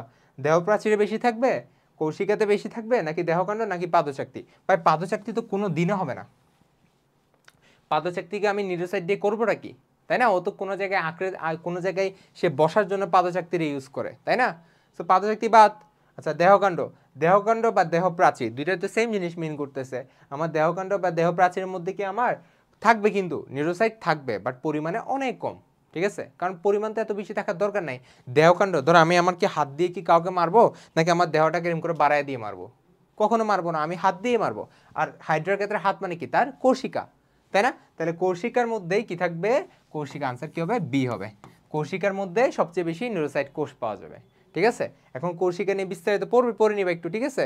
কৌশিকার কিন্তু বিভিন্ন হাইড্রা অনুযায়ী বিভিন্ন সাইজ, বিভিন্ন টাইপ থাকে কৌশিকার। যেমন আমরা যেটা নর্মালি পড়তেছি, হাইড্রা অলিগ্যাকটিস আছে, হাইড্রা ভুলগারিস আছে, হাইড্রা ভিরিডিসিম আছে। এই তিনটা সম্পর্কে তোমরা একটু জেনে নিবা। হাইড্রা অলিগ্যাকটিস ছিল, হাইড্রা ভুলগারিস যেটা বাংলাদেশে সবচেয়ে কমন, এবং এটা হচ্ছে বর্ণহীন হাইড্রা, বুঝছো? এটা কোনো কালার নাই।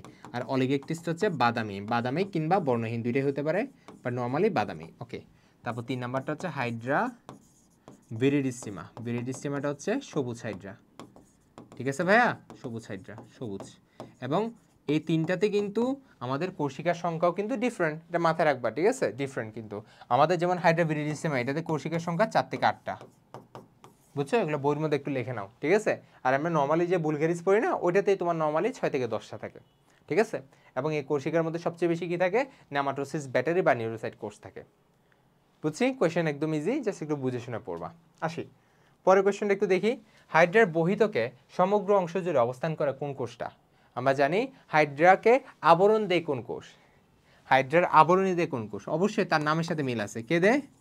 পেশি আবরণী কোষ, তাই না? পেশি আবরণী কোষ হাইড্রাকে কি দেয়? আবরণ দিচ্ছে। এখন এটাকে কেন পেশি আবরণী কোষ নাম দেওয়া হয়েছে? কারণ সে আবরণী দিচ্ছে, অর্থাৎ সে সমগ্র অবস্থান জুড়ে, সমগ্র দেহ জুড়ে অবস্থান করতেছে, যার কারণে তার নাম কি? পেশি আবরণী কোষ। তাহলে ভাইয়া আবরণী পার্টটা তো বুঝে গেলাম, এখন তাহলে তার পেশিকে নাম দিছে কারণ সে কি করতে পারে? এই পেশি আবরণী কোষটা নিজেকে সংকোচন প্রসারণ করে, হাইড্রাকে সংকোচন প্রসারণে হেল্প করে। এখন সংকোচন প্রসারণে কিভাবে করে এটা আমি একটু এখানে লিখে দিই। কিভাবে? মায়োনিম তন্তুর মাধ্যমে। হাইড্রার পেশি আবরণী কোষের মধ্যে কি থাকে? একটা বিশেষ তন্তু, নাম কি? মায়োনিম তন্তু। এটা মুখস্থ করতে হবে, মায়োনিম তন্তু থাকে বা মায়োনিম ফাইবার থাকে। এখন পেশি আবরণী কোষের হাইড্রার তাহলে পেশি হিসেবে কিভাবে কাজ করে পারবো? অবশ্যই আবরণীটা তো বলে ফেলছি।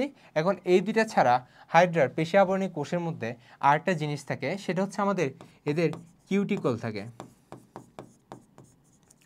এদের যে কিউটিকল দানা, এখান থেকে হচ্ছে মিউকাস নিঃসরিত হয়। মিউকাস কি? মিউকাস, ঠিক আছে? আচ্ছা, এবং এই যে পেশি আবরণী কোষের এই যে মিউকাস যেটা, অর্থাৎ সেটা ইনডিরেক্টলি তার শ্বসনে হেল্প করে। কিসে হেল্প করে? শ্বসনে। তাহলে কিসে সাহায্য করে? শ্বসনে সাহায্য করে। তাহলে আমি তোমাকে যে 3টা পয়েন্ট লিখে দিলাম না, এর বাইরে থেকে কিন্তু তোমার লাগবে না, বুঝছি? এই 3টা তোমার মাথায় রাখতে হবে, ইভেন আমার সৃজনশীলের জন্য। তাহলে পেশি আবরণী কোষের এই 3টে জিনিস মাথায় রাখবা।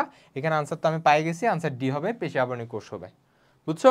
আচ্ছা, এখন এটা তো তোমাকে যেটা বললাম না, এটা তো হাইড্রার বহিতক বলছি, ঠিক আছে না? কিন্তু অন্ততক তো পুরো ডিফারেন্ট। অন্ততকেরটা কিন্তু আমি একদম প্রথমে শুরুতে, ক্লাসের শুরুতে কিন্তু বলে ফেলছি। অন্ততকের মধ্যে যে পেশি আবরণী কোষ, এই পেশি আবরণী কোষের আরেকটা নাম আছে অন্ততকের ক্ষেত্রে। এটাকে আমরা কি বলি অন্ততকের ক্ষেত্রে? পুষ্টিকোষ, কারণ সে পুষ্টি ম্যানেজ করার সাথে রিলেটেড। কেমনে ম্যানেজ করে? কারণ ম্যানেজ করাতে কিছু প্রসিডিউর আছে, তার মধ্যে কি আছে? 2টা জিনিস, একটা হচ্ছে সিলিয়া, একটা হচ্ছে আমাদের ক্ষণপথ। আচ্ছা, আগে ফ্লাজেলা লিখি। একটা হচ্ছে ফ্লাজেলা, ফ্লাজেলাযুক্ত কোষ থাকে, আর একটা আমাদের কি থাকে? ক্ষণপথযুক্ত কোষ থাকে। এই ক্ষণপথ আর ফ্লাজেলাযুক্ত কোষের মাধ্যমে সে কি করে বেসিক্যালি হাইড্রার পরিপাকে সাহায্য করতেছে। এই জন্যই হাইড্রার অন্ততকের যে পেশি আবরণী কোষ তার আরেকটা নাম হচ্ছে পুষ্টিকোষ। পারবা? এভাবে করে জিনিসগুলো একটু মাথায় রাখবা। এবং অন্ততকের যে পেশি আবরণী কোষ আছে না, এটা কিন্তু হাইড্রার স্ফিংটারের মতো কাজ করে। স্ফিংটার মানে কোনো কিছু খোলা বন্ধে হেল্প করে। এই কয়েকটা জিনিস মাথায় রাখলে মোর দেন এনাফ, এর চেয়ে বেশি কিছু মাথায় রাখতে হবে না পেশি আবরণী কোষ সম্পর্কে। ঠিক আছে? আচ্ছা, আর বাদ বাকি যেগুলো আছে না, এগুলো তো তোমরা অ্যাজ ইউজুয়াল সৃজনশীলের জন্য পড়ছো, জাস্ট ওটুকু তোমার জন্য এনাফ, আর কিছুই জানতে হবে। যেমন সংবেদী কোষ, এখানের মধ্যে সংবেদী রোম থাকতেছে এবং এটা আশেপাশের যে তথ্যগুলা, অর্থাৎ আমি যদি সংবেদী কোষকে ফোকাস করি, এই সংবেদী কোষটা যে পরিবেশ থেকে তথ্যটা নেয়, এই তথ্যটা কার মধ্যে পাস করে? কার মধ্যে পাস করে? স্নায়ু কোষের মধ্যে পাস করে, তাই না? পরিবেশ থেকে উদ্দীপনা গ্রহণ করে স্নায়ু কোষের মধ্যে পরিবহন করে।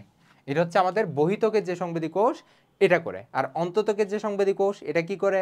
এই অন্তত্বকের সংবেদী কোষটা খাবারের গুণাগুণ যাচাই করে। কি করে? খাদ্যের গুণাগুণ যাচাই করে।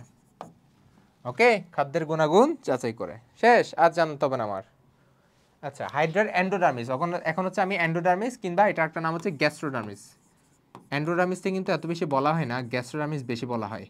কারণ গ্যাস্ট্রো কেন বলে জানো? কারণ এন্ডোডার্মিসটা বেসিক্যালি গ্যাস্ট্রো হিসেবে কাজ করে। গ্যাস্ট্রো মানে পরিপাকের অংশ হিসেবে কাজ করে, তাই না? কারণ আমরা তো জানি তোমার গ্যাস্ট্রোডার্মিসই কি হাইড্রার পরিপাকের সাথে রিলেটেড, এই জন্য এন্ডোডার্মিসকে গ্যাস্ট্রোডার্মিসে বলে। হাইড্রা এন্ডোডার্মিসের যে কোনো কোষ তৈরি করতে পারে কোনটা? এটা তো একটা বেসিক কোয়েশ্চেন দিছে। এটা কি মানে হাইড্রা এন্ডোডার্মিস বলো কিংবা এপিডার্মিস বলো, সব কোষকে তৈরি করবে ইন্টারস্টিশিয়াল কোষ তৈরি করবে। কারণ এই ইন্টারস্টিশিয়াল কোষটি আমি আগেও পড়ে আসছি, ইন্টারস্টিশিয়াল কোষের কাজেই কিন্তু এটা প্রতি 45 দিন পর পর সে হাইড্রার সমগ্র কোষকে প্রতিস্থাপন করে ফেলে। ঠিক আছে? এবং জিনিসটাকে নতুন বানায় ফেলে, যাতে যত বেশি নতুন তত বেশি পরিপাক সিস্টেম বা ইমিউন সিস্টেম তত বেশি ভালো থাকে। আচ্ছা, এই জিনিসটা কিন্তু মানুষের হয়, তুমি কি জানো? এই যে প্রতিস্থাপন করা ইস্যুটা কোথায় হয় জানো? আমাদের অন্ত্রের এপিথেলিয়াম লাইনিংয়ে। অন্ত্রের এপিথেলিয়াম যে কোষগুলো আছে না, ক্ষুদ্রান্ত আর বৃহদন্ত্রের বাইরে যে কোষগুলো আছে, যেখানে আমাদের সবচেয়ে বেশি পরিপাক হচ্ছে, সবচেয়ে বেশি আমাদের মানে কি বলবো মারামারি মেটাবলিজম সব কিছু ওখানে হচ্ছে না। সো হয়টা কি, তার সুপারফিশিয়াল যে এপিথেলিয়াম যে কোষের লেয়ারটা আছে, কোষের যে লেয়ারটা আছে, এই কোষের লেয়ারের মধ্যে তোমার অনেক টক্সিন জমে বা বিষাক্ত পদার্থ জমে। তো এগুলো একটা নির্দিষ্ট সময় পর পর যদি প্রতিস্থাপিত না হয়, তাহলে কিন্তু ক্যান্সারের প্রবাবিলিটি থাকে। সো আল্লাহ তাআলা কিন্তু অথবা আমাদের সৃষ্টিকর্তা এভাবেই জিনিসটা ম্যানেজ করে দিচ্ছে, এভাবে ব্যবস্থা করছে। ঠিক আছে? যে বুঝতে হবে এগুলা, তাহলে এটা তো আনসার পারবো, ইন্টারস্টিশিয়াল কোষ হবে। আচ্ছা, এখন ভাই এই যে গ্রন্থিকোষ আছে না, এই গ্রন্থিকোষ সম্পর্কে তুমি একটু জানবা। ঠিক আছে? কারণ গ্রন্থিকোষ তোমার জন্য গুরুত্বপূর্ণ, বিশেষ করে অন্তত্বকীয়, মানে আমি যেহেতু এন্ডোডার্মিস পড়তেছি, এন্ডোডার্মিস একটা বলি, অন্তত্বকের যে গ্রন্থিকোষ আছে এটা জানতে হবে। এটা আমার পড়তে হবে। অন্তত্বকের যে গ্রন্থিকোষ যে জিনিসটা, এটা সবচেয়ে বেশি কই থাকতে পারে? এটা থাকতে পারে আমার কোথায়? হাইপোস্টোমে। কোথায়? হাইপোস্টোমে। কারণ হাইপোস্টোমের মধ্যে খাবারকে কি করা লাগে? ভিতরে ঢুকানো লাগে, অর্থাৎ শিকারকে ভিতরে, মুখের ভিতরে ঢুকাই কে? হাইপোস্টোম, তাই না? এটা একটা মোচাকৃতির অংশ, এটা একটা মোচাকৃতির হাইড্রার মুখের জায়গায় একটা অংশ, মোচাকৃতির একটা অংশ। এই হাইপোস্টোমের মধ্যে গ্রন্থিকোষ সবচেয়ে বেশি থাকে। কেন? কারণ গ্রন্থিকোষ থেকে কি কি রিলিজ হয়?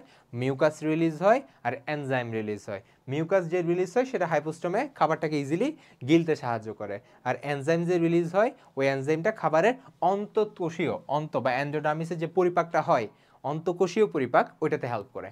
বুঝছি? এবং আমরা এটা পড়ছি, হাইড্রার মধ্যে কি নাই? কোনো স্টার্চ পরিপাককারী এনজাইম নাই। ঠিক আছে? আচ্ছা আচ্ছা, তারপর কোয়েশ্চেনটা দেখি আমাদের, হাইড্রার খাদ্য নয় কোনটা? দেখো, কোয়েশ্চেন কিন্তু সিম্পল, কিন্তু তুমি কনফিউজড হয়ে যাবা। এখানে আসল খেলা।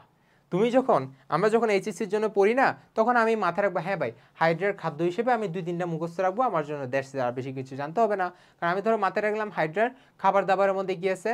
ক্রাস্টাসীয় সন্ধিপদি আছে। আমি লিখে দিচ্ছি বলতে বলতে।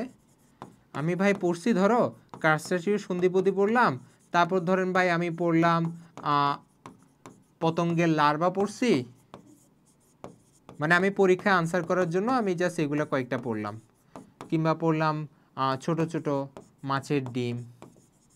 ঠিক আছে? আমি ভাইয়া এগুলো পড়ছি, এগুলো হাইড্রার প্রধান খাদ্যের মধ্যে ছিল। ঠিক আছে? ধরেন ভাই আমি এই 3টা জানি, এই 3টা আমি পরীক্ষা লিখলে মোটামুটি নাম্বার পেয়ে যাচ্ছে, এর থেকে বেশি আমি পড়ি নাই। কিন্তু এডমিশন লাইফটা ডিফারেন্ট। এখন তোমার এই জন্যে এইচএসসি থেকে এখন যে পড়তেছো না, একটু তুমি যে টপিকটা আমার গুরুত্বপূর্ণ, ধরো খাদ্য গুরুত্বপূর্ণ, তাহলে তুমি খাদ্যটা খুব ভালো করে পড়বা। কারণ খাদ্য থেকে সব জানতে হবে। যেমন এখানে আরও কী কী আছে আমরা জানি, এখানে সাইক্লোপস আছে, ড্যাফনিয়া আছে, ঠিক আছে। তারপর হচ্ছে আমাদের খণ্ডকায়িত প্রাণী বা এক কথা বলতে গেলে এনেলিডস আছে। তারপর আর্থ্রোপোডস আছে, আর্থ্রোপোডস মানে কিন্তু কার্সাসীয় সন্ধিপদী, আর্থ্রোপোডস আছে, ঠিক আছে, আর্থ্রোপোডস জাতীয় প্রাণী আছে, বুঝতে পারছো? আচ্ছা, তাহলে আমি এখানে যে এত কিছু লিখলাম না, এই এত কিছুর মধ্যে দেখো তো কোনটা বাদ গেছে। দেখো সাইক্লোপস, ডেফনিয়া, খণ্ডকায়িত প্রাণী, ছোট ঘাস। এই যে দেখো বইয়ের মধ্যে দেখবা কি আছে জানো, ছোট ছোট মাছের ডিম, আর এখানে কি দিছে, ছোট ছোট ঘাস। তুমি এখন হয়ে যাবা কনফিউজড, তুমি এখন দাগাই দিবা এখান থেকে তিনটা থেকে অন্য কিছু একটা, তোমার হয়ে যাবে আনসার ভুল। সেটা করা যাবে না। তাহলে কি, তুমি তো পড়ছো ছোট ছোট মাছের ডিম, তুমি ঘাস পড়ছো? পড়ো নাই। কারণ আমরা তো জানি হাইড্রা কি, হাইড্রা হচ্ছে মাংসাশী প্রাণী। হাইড্রা কি, হাইড্রা হচ্ছে মাংসাশী প্রাণী। এখন হাইড্রা কি যারে তারে খাবার হিসেবে নিবে না, এটা একটা স্পেসিফিক বৈশিষ্ট্য আছে। হাইড্রা তাকেই খাবার হিসেবে নিবে যার বডির মধ্যে কি আছে, গ্লুটাথিয়ন আছে। এটা খুবই গুরুত্বপূর্ণ, এমসিকিউর জন্য ইন ফিউচারে এটা আসতে পারে। যার বডির মধ্যে গ্লুটাথিয়ন আছে তাকে হাইড্রা খাবার হিসেবে গ্রহণ করে, বুঝছি। এখন হাইড্রা কিভাবে গ্রহণ করে তার প্রসিডিউরটা সৃজনশীলের জন্য গুরুত্বপূর্ণ, পড়ে নিও। তাহলে এবার বুঝছো, এভাবে করে তোমার পড়তে হবে বিস্তারিত, বা সব টপিক বিস্তারিত পড়বা না, যেগুলো পড়া লাগবে ওগুলো পড়বা। দেখো নেমাটোসিস তোমাকে পুরো পড়াই দিছি না, ওই নেমাটোসিসের মধ্যে এখন কি বলছে, হাইড্রা দেহের ক্ষুদ্রতম নেমাটোসিস কোনটা, পারবা না। সবার লাস্টে যেটা ছিল ওইটা সবচেয়ে ক্ষুদ্রতম ছিল না, কোনটা ছিল সবার লাস্টে, স্টেরিওলিং গ্লুটিনেন। বা এটাতে কোশ্চেনটা কঠিন করতে চাইলে স্টেরিওলিং গ্লুটিনেন না বলে কি বলতে পারে, অ্যাট্রাইকাস আইসোরাইজা বলতে পারে, অ্যাট্রিকাস বা অ্যাট্রাইকাস আইসোরাইজা বলতে পারে। তাহলে আমার কথা বুঝতে পারছো ভাইয়া? এভাবে করে একটু আগাইতে হবে, এভাবে করে একটু পড়তে হবে। তাহলে দেখি তো এখানে কোনটা আছে, এই যে প্রথমটা হচ্ছে, এটার আনসার হবে এক আনসার হবে, ঠিক আছে, স্টেরিওলিং গ্লুটিনেন আনসার হবে। এখন স্টেরিওলিং গ্লুটিনেন কিভাবে কাজ করে দেখি একটু ভাইবে আমরা, বলো তো। মনে আছে না, এটা আটালো রস ক্ষরণ করবে, শিকারকে আঁকড়ে ফেলবে, তারপর খেয়ে ফেলবে, শেষ, ঠিক আছে। এভাবে করে জিনিসগুলো পড়বা। দ্রুত চলাচল, দেখছো এক চলন যে পড়াইলাম, এই চলন থেকে কতগুলো কোয়েশ্চেন আসছে দেখো। দ্রুত চলাচলের জন্য হাইড্রা কোন পদ্ধতি ইউজ করে, পারতে হবে, একদম ইজি। কোনটা, প্রথমটা, সামারসল্টিং। সামারসল্টিং হাইড্রার দ্রুত চলন পদ্ধতির সবচেয়ে প্রধান মাধ্যম, তাই না? লুপিং, ক্রলিং, গ্লাইডিং, সবগুলো হয়তো হাইড্রার এক একটা চলন পদ্ধতি। এই যে গ্লাইডিং যেটা, এটা একটু ভালো করে জানবা, কারণ এটার সাথে কার রিলেশন, হাইড্রার পাদচাকতির রিলেশন। কেমনে, কারণ পাদচাকতির মধ্যে গ্লাইডিং এর জন্য যে ক্ষণপথগুলা ওগুলা তৈরি হয়, ঠিক আছে। অর্থাৎ হাইড্রা গ্লাইডিং কিভাবে চলন করে, ওই যে তোমরা শতপদী ক্রীড়া দেখছো না, এটা ওয়াশরুমে দেখা যায়, দেখো না, অনেকগুলো পা সেম করে করে হাঁটে, ওই যে তার পাগুলা যে দেখলা না, একদম ছোট ছোট পাগুলা, ওগুলা বেসিক্যালি ক্ষণপথযুক্ত পা। ওই ক্ষণপথযুক্ত পা তৈরি হয় কোথায়, হাইড্রার পাদচাকতির মধ্যে। এই যে ধরো এটা হাইড্রা, তো এটা হাইড্রা, তো এই যে হাইড্রা, এই যেখানে পাদচাকতির মধ্যে ছোট ছোট এই ক্ষণপথগুলো তৈরি হয়, এটার মাধ্যমে হাইড্রা খুব অল্প দূরত্ব অতিক্রম করে। তাহলে কোন চলনের মাধ্যমে হাইড্রা খুব অল্প দূরত্ব অতিক্রম করে, গ্লাইডিং চলনের মাধ্যমে, এবং এটা সবচেয়ে স্লোয়েস্ট চলন, বুঝতে পারছি। আচ্ছা, ক্ষণপথযুক্ত চলন আর কি, বা এমিবয়েড চলন যেটাকে বলি আমরা, ঠিক আছে। তাহলে গ্লাইডিং সম্পর্কে এগুলো কিন্তু জানতে হবে। আচ্ছা, এখন পাদচাকতি যে বললাম না, পাদচাকতি কিন্তু আরেকটা জিনিস ছিল, মনে আছে ভাইয়া, পাদচাকতি বুদবুদ সৃষ্টি করে। এই বুদবুদ সৃষ্টি করে হাইড্রা আবার আরেকটা চলন করে, কোনটা, ভাষা, ঠিক আছে। ভাষা কিভাবে হয়, হাইড্রার ভাষা যে চলন, ফ্লোটিংটা কিভাবে হয়, বুদবুদ সৃষ্টির মাধ্যমে। বুদবুদ কে সৃষ্টি করে, পাদচাকতির মধ্যে যে গ্রন্থিকোষ আছে ওগুলা সৃষ্টি করে, বুঝতে পারছি। আচ্ছা, কোন প্রাণী অযৌন এবং যৌন দুইভাবে প্রজনন সম্পন্ন করে, ইজি। কোন প্রাণী করে, অযৌন এবং যৌন, পড়ছি না, হাইড্রার অযৌন যৌন কি কি ছিল, তোমরা কিন্তু এটা সৃজনশীলের জন্য খুব ভালো করে পড়বা। অযৌন যৌনের মধ্যে কি কি ছিল, একটা হচ্ছে আমাদের মুকুলোদ্গম ছিল, আরটা ছিল আমাদের বিভাজন ছিল, ঠিক আছে। মুকুল উদ্গমটা নিয়ে আমি কি পড়বো, মুকুল উদ্গমটা হচ্ছে হাইড্রা একমাত্র স্বাভাবিক অযৌন জনন প্রক্রিয়া। এটা কখন হবে, যখন হাইড্রা অনেক বেশি খাবার পাবে। খাবার সবচেয়ে বেশি কখন পাবে, গ্রীষ্মকালে হাইড্রার খাবার দাবার অনেক বেশি পাওয়া যাবে, তাহলে গ্রীষ্মকালে কি হয়, মুকুল উদ্গম হয়। আর যৌন জনন কখন হয় দেখি বলতো, হেমন্ত এবং শীতকালে যৌন জননের প্রসিডিউর শুরু হয়, এবং ডিসেম্বরে অর্থাৎ বসন্তকালে হাইড্রুলা বের হয়। হাইড্রুলা পোর্শন একটা স্টেজ, মরুলা, ব্লাস্টুলা, গ্রেস্টুলা, হাইড্রুলা পোর্শন, অর্থাৎ হাইড্রার যে সিস্ট এটা যে বের হয়, এটা কখন হয়, বসন্তকালে, একদম উপযুক্ত পরিবেশে। বাট এটা প্রসিডিউর শুরু হয় কখন, হেমন্ত এবং শীতকালে, এটা জানতে হবে, ঠিক আছে। আচ্ছা, এই যে মুকুল উদ্গমটা না, এটা যখন পড়বা না, এখানে দুইটা লাইন জাস্ট মাথায় রাখবা। মুকুল উদ্গমের যতগুলো জিনিস আছে সবগুলো সৃষ্টি করবে আমাদের কোন বাবা, আমাদের ইন্টারস্টিশিয়াল বাবা, তাই না। আমাদের ইন্টারস্টিশিয়াল কোষই কি করবে, সবগুলা সৃষ্টি করবে। শুধুমাত্র কে, শুধুমাত্র কোন জিনিসটা মা থেকে আসবে, মাথা থেকে আসবে কোনটা, সেটা হচ্ছে সিলেন্টেরন, সিলেন্টেরন মায়ের বডি থেকে তার সন্তানের বডিতে স্থানান্তরিত হবে। কোনটা? সিলেন্টেরনটা। ঠিক আছে, ওইটা হচ্ছে মা থেকে সন্তানের মধ্যে সিলেন্টেরনটা ট্রান্সফার হয়। এটা তো একটা জাস্ট ফাঁকা জায়গা, ঠিক আছে, এটা মা থেকে এসে পায়। আচ্ছা, এবং এই যে টোটাল হাইড্রার মুকুল উদ্গমের যে প্রসিডিউর, এটাতে কতদিন সময় লাগে? 3 সপ্তাহ সময় লাগে। কতদিন? 3 সপ্তাহ সময় লাগে। তাহলে ভাইয়া এই জিনিসগুলা তুমি মাথায় রাখবা, বাদ বাকিটা তুমি তোমার মতো করে নিজের মাথায় সেট করে রাখবা যাতে পরীক্ষা ভালো করে লিখতে পারো। ঠিক আছে, আর এমসিকিউর জন্য এরকম করে মাথায় রাখবা। আর হাইড্রার যৌনজন আর বিভাজন যে বললাম না, বিভাজন তো আমরা জানি, এই বিভাজন সম্পর্কে উল্লেখ করছে কত সালে? 1744 সালে, তাই না? কে? বিজ্ঞানী আব্রাহাম ট্রেমব্লে। ওই হচ্ছে হাইড্রার প্রথম পুনরুৎপত্তি ক্ষমতা উল্লেখ করছে। অর্থাৎ হাইড্রাকে যদি আমি কোনো একটা জায়গায় কেটে ফেলি, ওই জায়গা থেকে নতুন হাইড্রা আবার জন্ম নিতে পারে।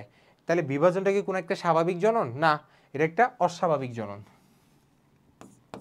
বা আমি বলবো এটা একটা দৈবাত ক্রিয়া।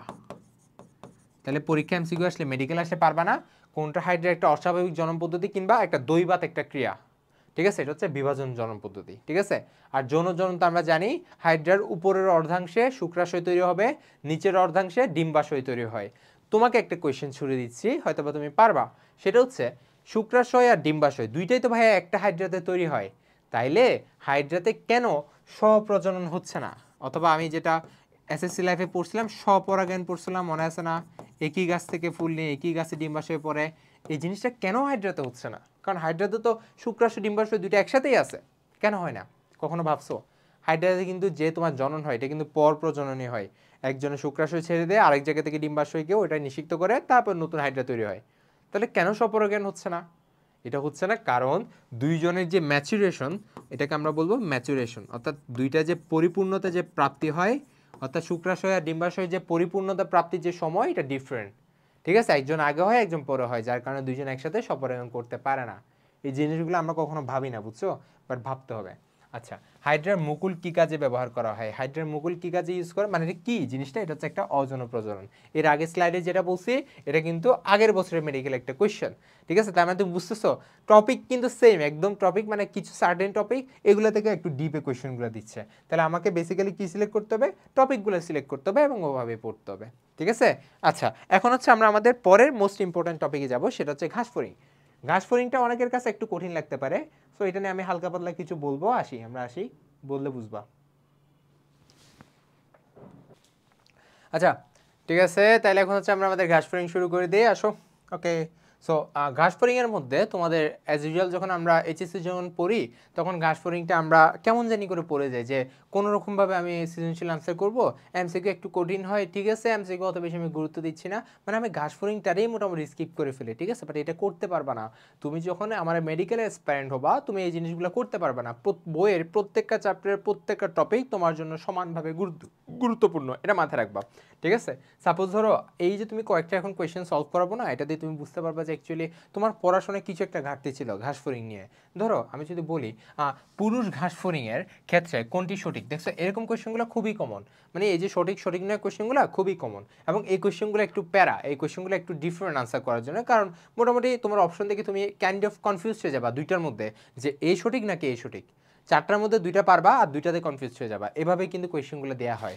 আচ্ছা, একটু দেখি তো আমাদের এখানে কি বলছে এতে, এখানে বলছে নবম খণ্ডাংশ জনন ছিদ্র থাকে, অর্থাৎ নবম খণ্ডে জনন ছিদ্র থাকে।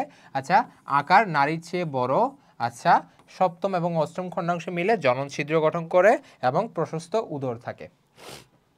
তুমি বলো তো এখানে বলছে কোনটি সঠিক, তাহলে আগে তোমার মাথায় সেট করতে হবে তিনটা রং একটা রাইট। এটা কিন্তু অনেকে ভুল হয়ে যায়, বুঝছো, এই যে মেডিকেলে যারা এক্সাম দেয় না, ওদের অনেকেরই এটা কনফিউজ হয়ে যায়, তারা কোয়েশ্চেনই ভালো করে পড়ে না। ঠিক আছে, তাহলে কোনটা রং, তার মানে এখানে তিনটা রং, কোনটা কোনটা রং? সাপোজ ধরো ভাই আমি নিচ থেকে আসি, এই যে দেখো প্রশস্ত উদর থাকে, এটা তো খুবই সিম্পল, যে আমরা জানি আমাদের স্ত্রী ঘাসফড়িংয়ের প্রশস্ত উদর থাকবে, পুরুষের কি থাকবে? স্ত্রী ঘাসফড়িংয়ের উদর কি থাকে? উদর প্রশস্ত থাকে, আর পুরুষেরটা সংক্ষিপ্ত বা সংকুচিত থাকে, বুঝছো, এটা মাথায় রাখবা। পুরুষেরটা হচ্ছে লম্বা থাকে, বডি লম্বা থাকে, আর স্ত্রীরটা হচ্ছে প্রশস্ত বেশি থাকে, এটা মাথায় রাখবা। ঠিক আছে, আচ্ছা, তারপর তাহলে এটা তো আমার রং শেষ। আচ্ছা, তারপর বলছে সপ্তম এবং অষ্টম খণ্ডাংশ মিলে জলন ছিদ্র ফর্ম করে। ঠিক আছে, আচ্ছা, এখন এই লাইনটাও রং, কেন রং? কারণ আমি বলে দেই, কারণ এটা হচ্ছে বেসিক্যালি দুইটা দিছে যেহেতু, তাহলে তুমি মহিলারটা মাথায় রাখবা, স্ত্রীটা মাথায় রাখবা, সেটা হচ্ছে নবম এবং দশম। আচ্ছা, অষ্টম এবং নবম এটা মাথায় রাখো, অষ্টম ও নবম খণ্ডাংশ মিলে স্ত্রী ঘাসফড়িংয়ের জনন ছিদ্র তৈরি হয়। কার? স্ত্রী ঘাসফড়িংয়ের। ঠিক আছে, স্ত্রী ঘাসফড়িংয়ের জনন ছিদ্র তৈরি হবে। বুঝতে পারছি? জনন ছিদ্র তৈরি হবে। ঠিক আছে, বুঝতে পারছি? অষ্টম এবং নবম খণ্ডাংশ মিলে তৈরি হবে। তাহলে এটাও কি? এটা ফলস। আচ্ছা, আকার নারীর চেয়ে বড়। আমরা সবাই জানি স্ত্রীর ক্ষেত্রে যত রকম আর্থ্রোপোডস আছে, যত রকম ইনসেক্টস আছে, তাদের মধ্যে সবারই স্ত্রীর আকার বড় থাকে। স্ত্রীর আকার পুরুষের থেকে বড় থাকবে। ঠিক আছে? আচ্ছা, তার মানে এটাও ফলস। তাহলে বাকি আছে কোনটা? প্রথমটা, এবং অবশ্যই প্রথমটা কারেক্ট। কারণ আমরা জানি পুরুষ ঘাসফড়িংয়ে নবম খণ্ডাংশের মধ্যে কি থাকে? জনন ছিদ্র থাকে। এখন এই রিলেটেড একটু পড়াশোনা তোমার করতে হবে। এটা কিন্তু তোমরা পড়ছো হালকা পাতলা, ক্ষয়ের জন্য পড়া লাগে, যে পুরুষ এবং স্ত্রী ঘাসফড়িংয়ের মধ্যে পার্থক্যটা কি। এটা যদি তুমি ভালো করে পড়তা না, তাহলে তুমি মেডিকেলের কোয়েশ্চনটা ইজিলি পারতা। বুঝছো? সাপোজ আমি তোমার একটু বলে দিই কি কি তোমার পড়া লাগবে। সাপোজ কয়েকটা তো বলে দিছি, যে পুরুষ ঘাসফড়িং আকার ছোট থাকে, মহিলা বড় থাকে, মহিলার প্রশস্ত উদর থাকবে, পুরুষের প্রশস্ত উদর থাকবে না। বাট কিছু খণ্ডাংশ দিয়ে কিছু পড়া আছে, ওগুলো একটু ভালো করে পড়বা। বুঝতে পারছি? সাপোজ আমি যেটা বললাম, এই যে পুরুষের ক্ষেত্রে পুরুষ, ধর আমি এখানে পুরুষ লিখলাম, আর এখানে আমি স্ত্রী লিখলাম, স্ত্রী ঘাসফড়িং, পুরুষ ঘাসফড়িং। আচ্ছা, মাথায় রাখবা, আমি যদি জনন ছিদ্র বলি, আমি যদি জনন ছিদ্র টপিকে আসি, এই জনন ছিদ্র হচ্ছে পুরুষের হচ্ছে শুধুমাত্র নবম, আর মহিলার হচ্ছে অষ্টম এবং নবম। অষ্টম এবং নবম, এই দুইটা। ঠিক আছে? আচ্ছা, তারপর আমাদের এই যে তোমার দশম খণ্ড, ঠিক আছে, দশম খণ্ডটা একটু পড়তে হবে। দশম খণ্ডতে পুরুষের ক্ষেত্রে আমাদের মাথায় রাখতে হবে, দশম ক্ষেত্রে পুরুষের ক্ষেত্রে আমাদের সাবজেনিটাল প্লেট। তোমাদের পুরুষের ক্ষেত্রে কয়েকটা কথা আছে কিন্তু, একটা হচ্ছে আমাদের সাবজেনিটাল প্লেট আছে, অ্যানাল সার্কি আছে, এগুলো একটু মাথায় রাখতে হবে। বুঝছো? আচ্ছা, যেটা বলতেছিলাম, আচ্ছা এখানে কি যেন লিখলাম না, এটা না, যেটা বলতেছিলাম আমাদের তোমাদের দশম খণ্ডে তোমার যেটা পড়া লাগবে সেটা হচ্ছে আমাদের এই যে তোমাকে এইমাত্র আমি লিখলাম না, এই যে তোমার নবম খণ্ডটা আরেকটু করে বলে দিই। এই যে নবম খণ্ড বললাম, তাহলে জনন ছিদ্র পুরুষের হচ্ছে নবমে থাকবে, আর স্ত্রী হচ্ছে অষ্টম এবং নবমে থাকবে। আচ্ছা, এখন নবমের যে স্টার্নাম আছে, আমরা তো জানি তিনটা খণ্ডে ডিভাইডেড, তাই না? নবমের বক্ষের যে স্টার্নাম আছে, এই স্টার্নামটা প্রলম্বিত হয়ে কি ফর্ম করে দেখি বলো তো? সাবজেনিটাল প্লেট ফর্ম করে। কি ফর্ম করে? সাবজেনিটাল প্লেট ফর্ম করে। এই সাবজেনিটাল প্লেটটা কি করে? এটা হচ্ছে জনন ছিদ্রটাকে ঢেকে রাখে। এটা হচ্ছে কাজ কি? ঢেকে রাখে। তাহলে এখান থেকে এটা পড়বা। আচ্ছা, আর মহিলাদের ক্ষেত্রে কি হয়? সেম, মহিলার ক্ষেত্রে নবম যেটা, সেটার স্টার্নামটা প্রলম্বিত হয়ে, অর্থাৎ বেড়ে কি ফর্ম করবে? প্রলম্বিত হয়ে কি ফর্ম করবে দেখি বলো তো? কি ফর্ম করবে? ওভিপজিটর ফর্ম করবে। খুবই ইম্পর্টেন্ট, খুবই ইম্পর্টেন্ট। ঠিক আছে, কি ফর্ম করবে? ওভিপজিটর করবে। এই ওভিপজিটর কেন লাগে? এই ওভিপজিটরটা হচ্ছে ঘাসফড়িং যখন ডিম পারবে তখন তাকে হচ্ছে গর্ত খুঁড়তে হবে না? ওই গর্ত খোঁড়ার জন্য আমার কি লাগবে? ওভিপজিটর লাগবে। ঠিক আছে, ওই যে গর্ত খোঁড়া লাগে না ডিম পাড়ার সময়, তখন হচ্ছে তাকে গর্ত খোঁড়ার জন্য ওভিপজিটর সে ইউজ করে। তাহলে আমি একটা দুইটা জানলাম, আরেকটা জানতে হবে আমাকে দশম খণ্ডক নিয়ে। ঠিক আছে, দশম খণ্ডকে পুরুষের ক্ষেত্রে কিন্তু কাজ আছে। পুরুষের ক্ষেত্রে দশম খণ্ড কি ফর্ম করে দেখি বলো তো? অ্যানাল সার্কি ফর্ম করে। কি ফর্ম করে? অ্যানাল সার্কি ফর্ম করে। খুবই ইম্পর্টেন্ট। এই অ্যানাল সার্কি জিনিসটা কি? সেটা হচ্ছে পুরুষ ঘাসফড়িংয়ের সঙ্গম অঙ্গ। ঠিক আছে, সঙ্গম অঙ্গ। সঙ্গম অঙ্গ মানে কি আশা করি বলতে হবে না। আচ্ছা, তাহলে পুরুষেরটা দশম খণ্ড কি ফর্ম করে? অ্যানাল সার্কি ফর্ম করে। আর মহিলাদের কি কোনো সঙ্গম অঙ্গ আছে? দরকার নাই। তাহলে মহিলার ক্ষেত্রে কি নাই? কোনো সঙ্গম অঙ্গ নেই। ঠিক আছে, তাহলে এই তিনটে জিনিস আমি মাথায় রাখবো। আমি নবমেরটা মাথায় রাখবো, নবমটা স্টার্নাম প্রলম্বিত হয়ে কি হচ্ছে এটা মাথায় রাখবো, সাবজেনিটাল প্লেট, আর এখানে ওভিপজিটর মাথায় রাখবো, আর দশম এটা মাথায় রাখবো যে অ্যানাল সার্কি, আর ওদের ক্ষেত্রে এটা দরকার নাই। শেষ। আর বাদ এগুলো পারবা। ঠিক আছে, এইগুলো খুবই গুরুত্বপূর্ণ। বুঝতে পারছি? আশা করি কখনো ভুলবা না।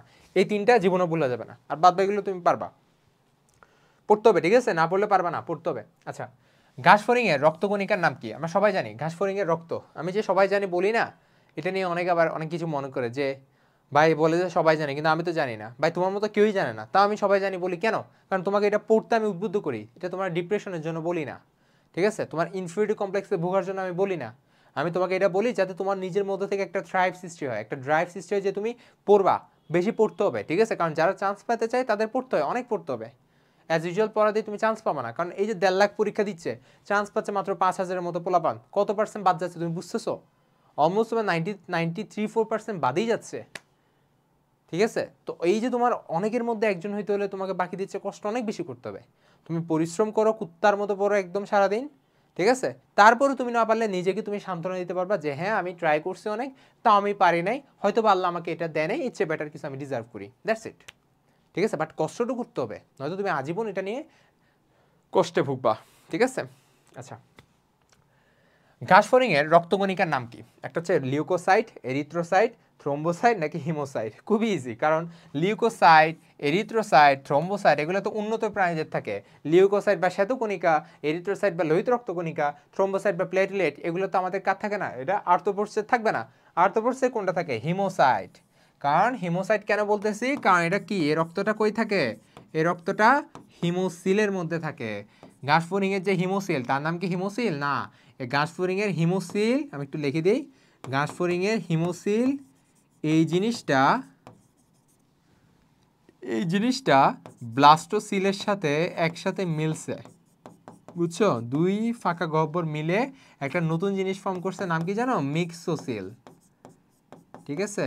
মিক্সোসিল। এই মিক্সোসিলের মধ্যে হিমোসাইটটা থাকে। হিমোসাইট কেন নাম দিছি? কারণ এটা কি, হিমোসিলের মধ্যে আছে। সেকেন্ড যে জিনিসটা পড়তে হবে, ঘাসফড়িংয়ের যে হিমোসাইট, এই হিমোসাইটের মধ্যে কি কি আছে আমরা জানি। একটা হচ্ছে প্রোহিমোসাইট,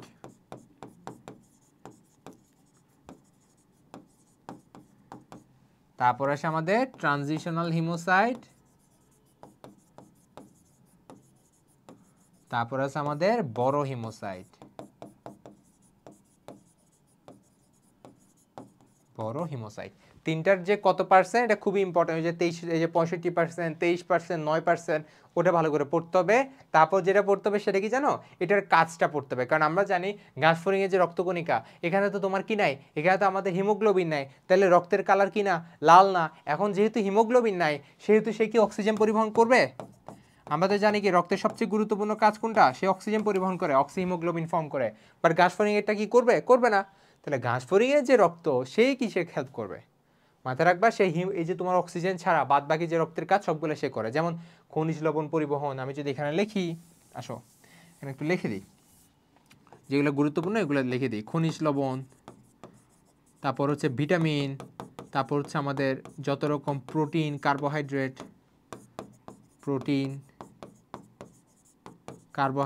সব কিছু সে কি করবে, তোমার কি করবে, নিজে পরিবহন করবে। তাহলে একটা কাজ তো গেল। সেকেন্ড যেগুলো ইম্পর্টেন্ট কাজ, সেগুলো হচ্ছে এটা, অর্থাৎ ঘাসফড়িংয়ে যে হিমোসাইট, সেটা তার কিসে হেল্প করে? সে হচ্ছে তার ডানা সঞ্চালনে হেল্প করে, খুবই ইম্পর্টেন্ট, ডানা সঞ্চালন। আর একটা হচ্ছে মোল্টিং হেল্প করে। মোল্টিং তো আমরা পড়ছি এই চ্যাপ্টারের লাস্টে, মোল্টিংয়ে সাহায্য করে। মোল্টিং কি আমরা সবাই জানি না, না জানলে আমি বলে দিচ্ছি। মোল্টিংটা একটু পরে দেবো, সমস্যা নেই। এটা হচ্ছে ঘাসফড়িংটা বড় হয় কিভাবে। একটা একদম ছোট ঘাসফড়িং, সেটা বড় হয় মোল্টিং প্রসেসের মাধ্যমে, অর্থাৎ সে ডানা, অর্থাৎ খোলসটাকে মোচন করে, এক কথা বলতে গেলে মোচন করে করে নিউ খোলস করে, প্রত্যেকটা খোলস আগের খোলস থেকে বড় হয়। সো আস্তে আস্তে ঘাসফড়িংটা বড় হয়ে যায়। এরকম টোটাল ঘাসফড়িং 5 বার মোল্ডিং করে। কয়বার? আমরা জানি 5 বার মোল্ডিং করে। এবং প্রত্যেকটা মোল্ডিং এর মাঝখানে যে সময়টা, তাকে আমরা কি বলি? ইনস্টার বলি, ঠিক আছে? কি বলি? ইনস্টার বলি। গ্যাপটাকে আমরা কি বলি? ইনস্টার বলি।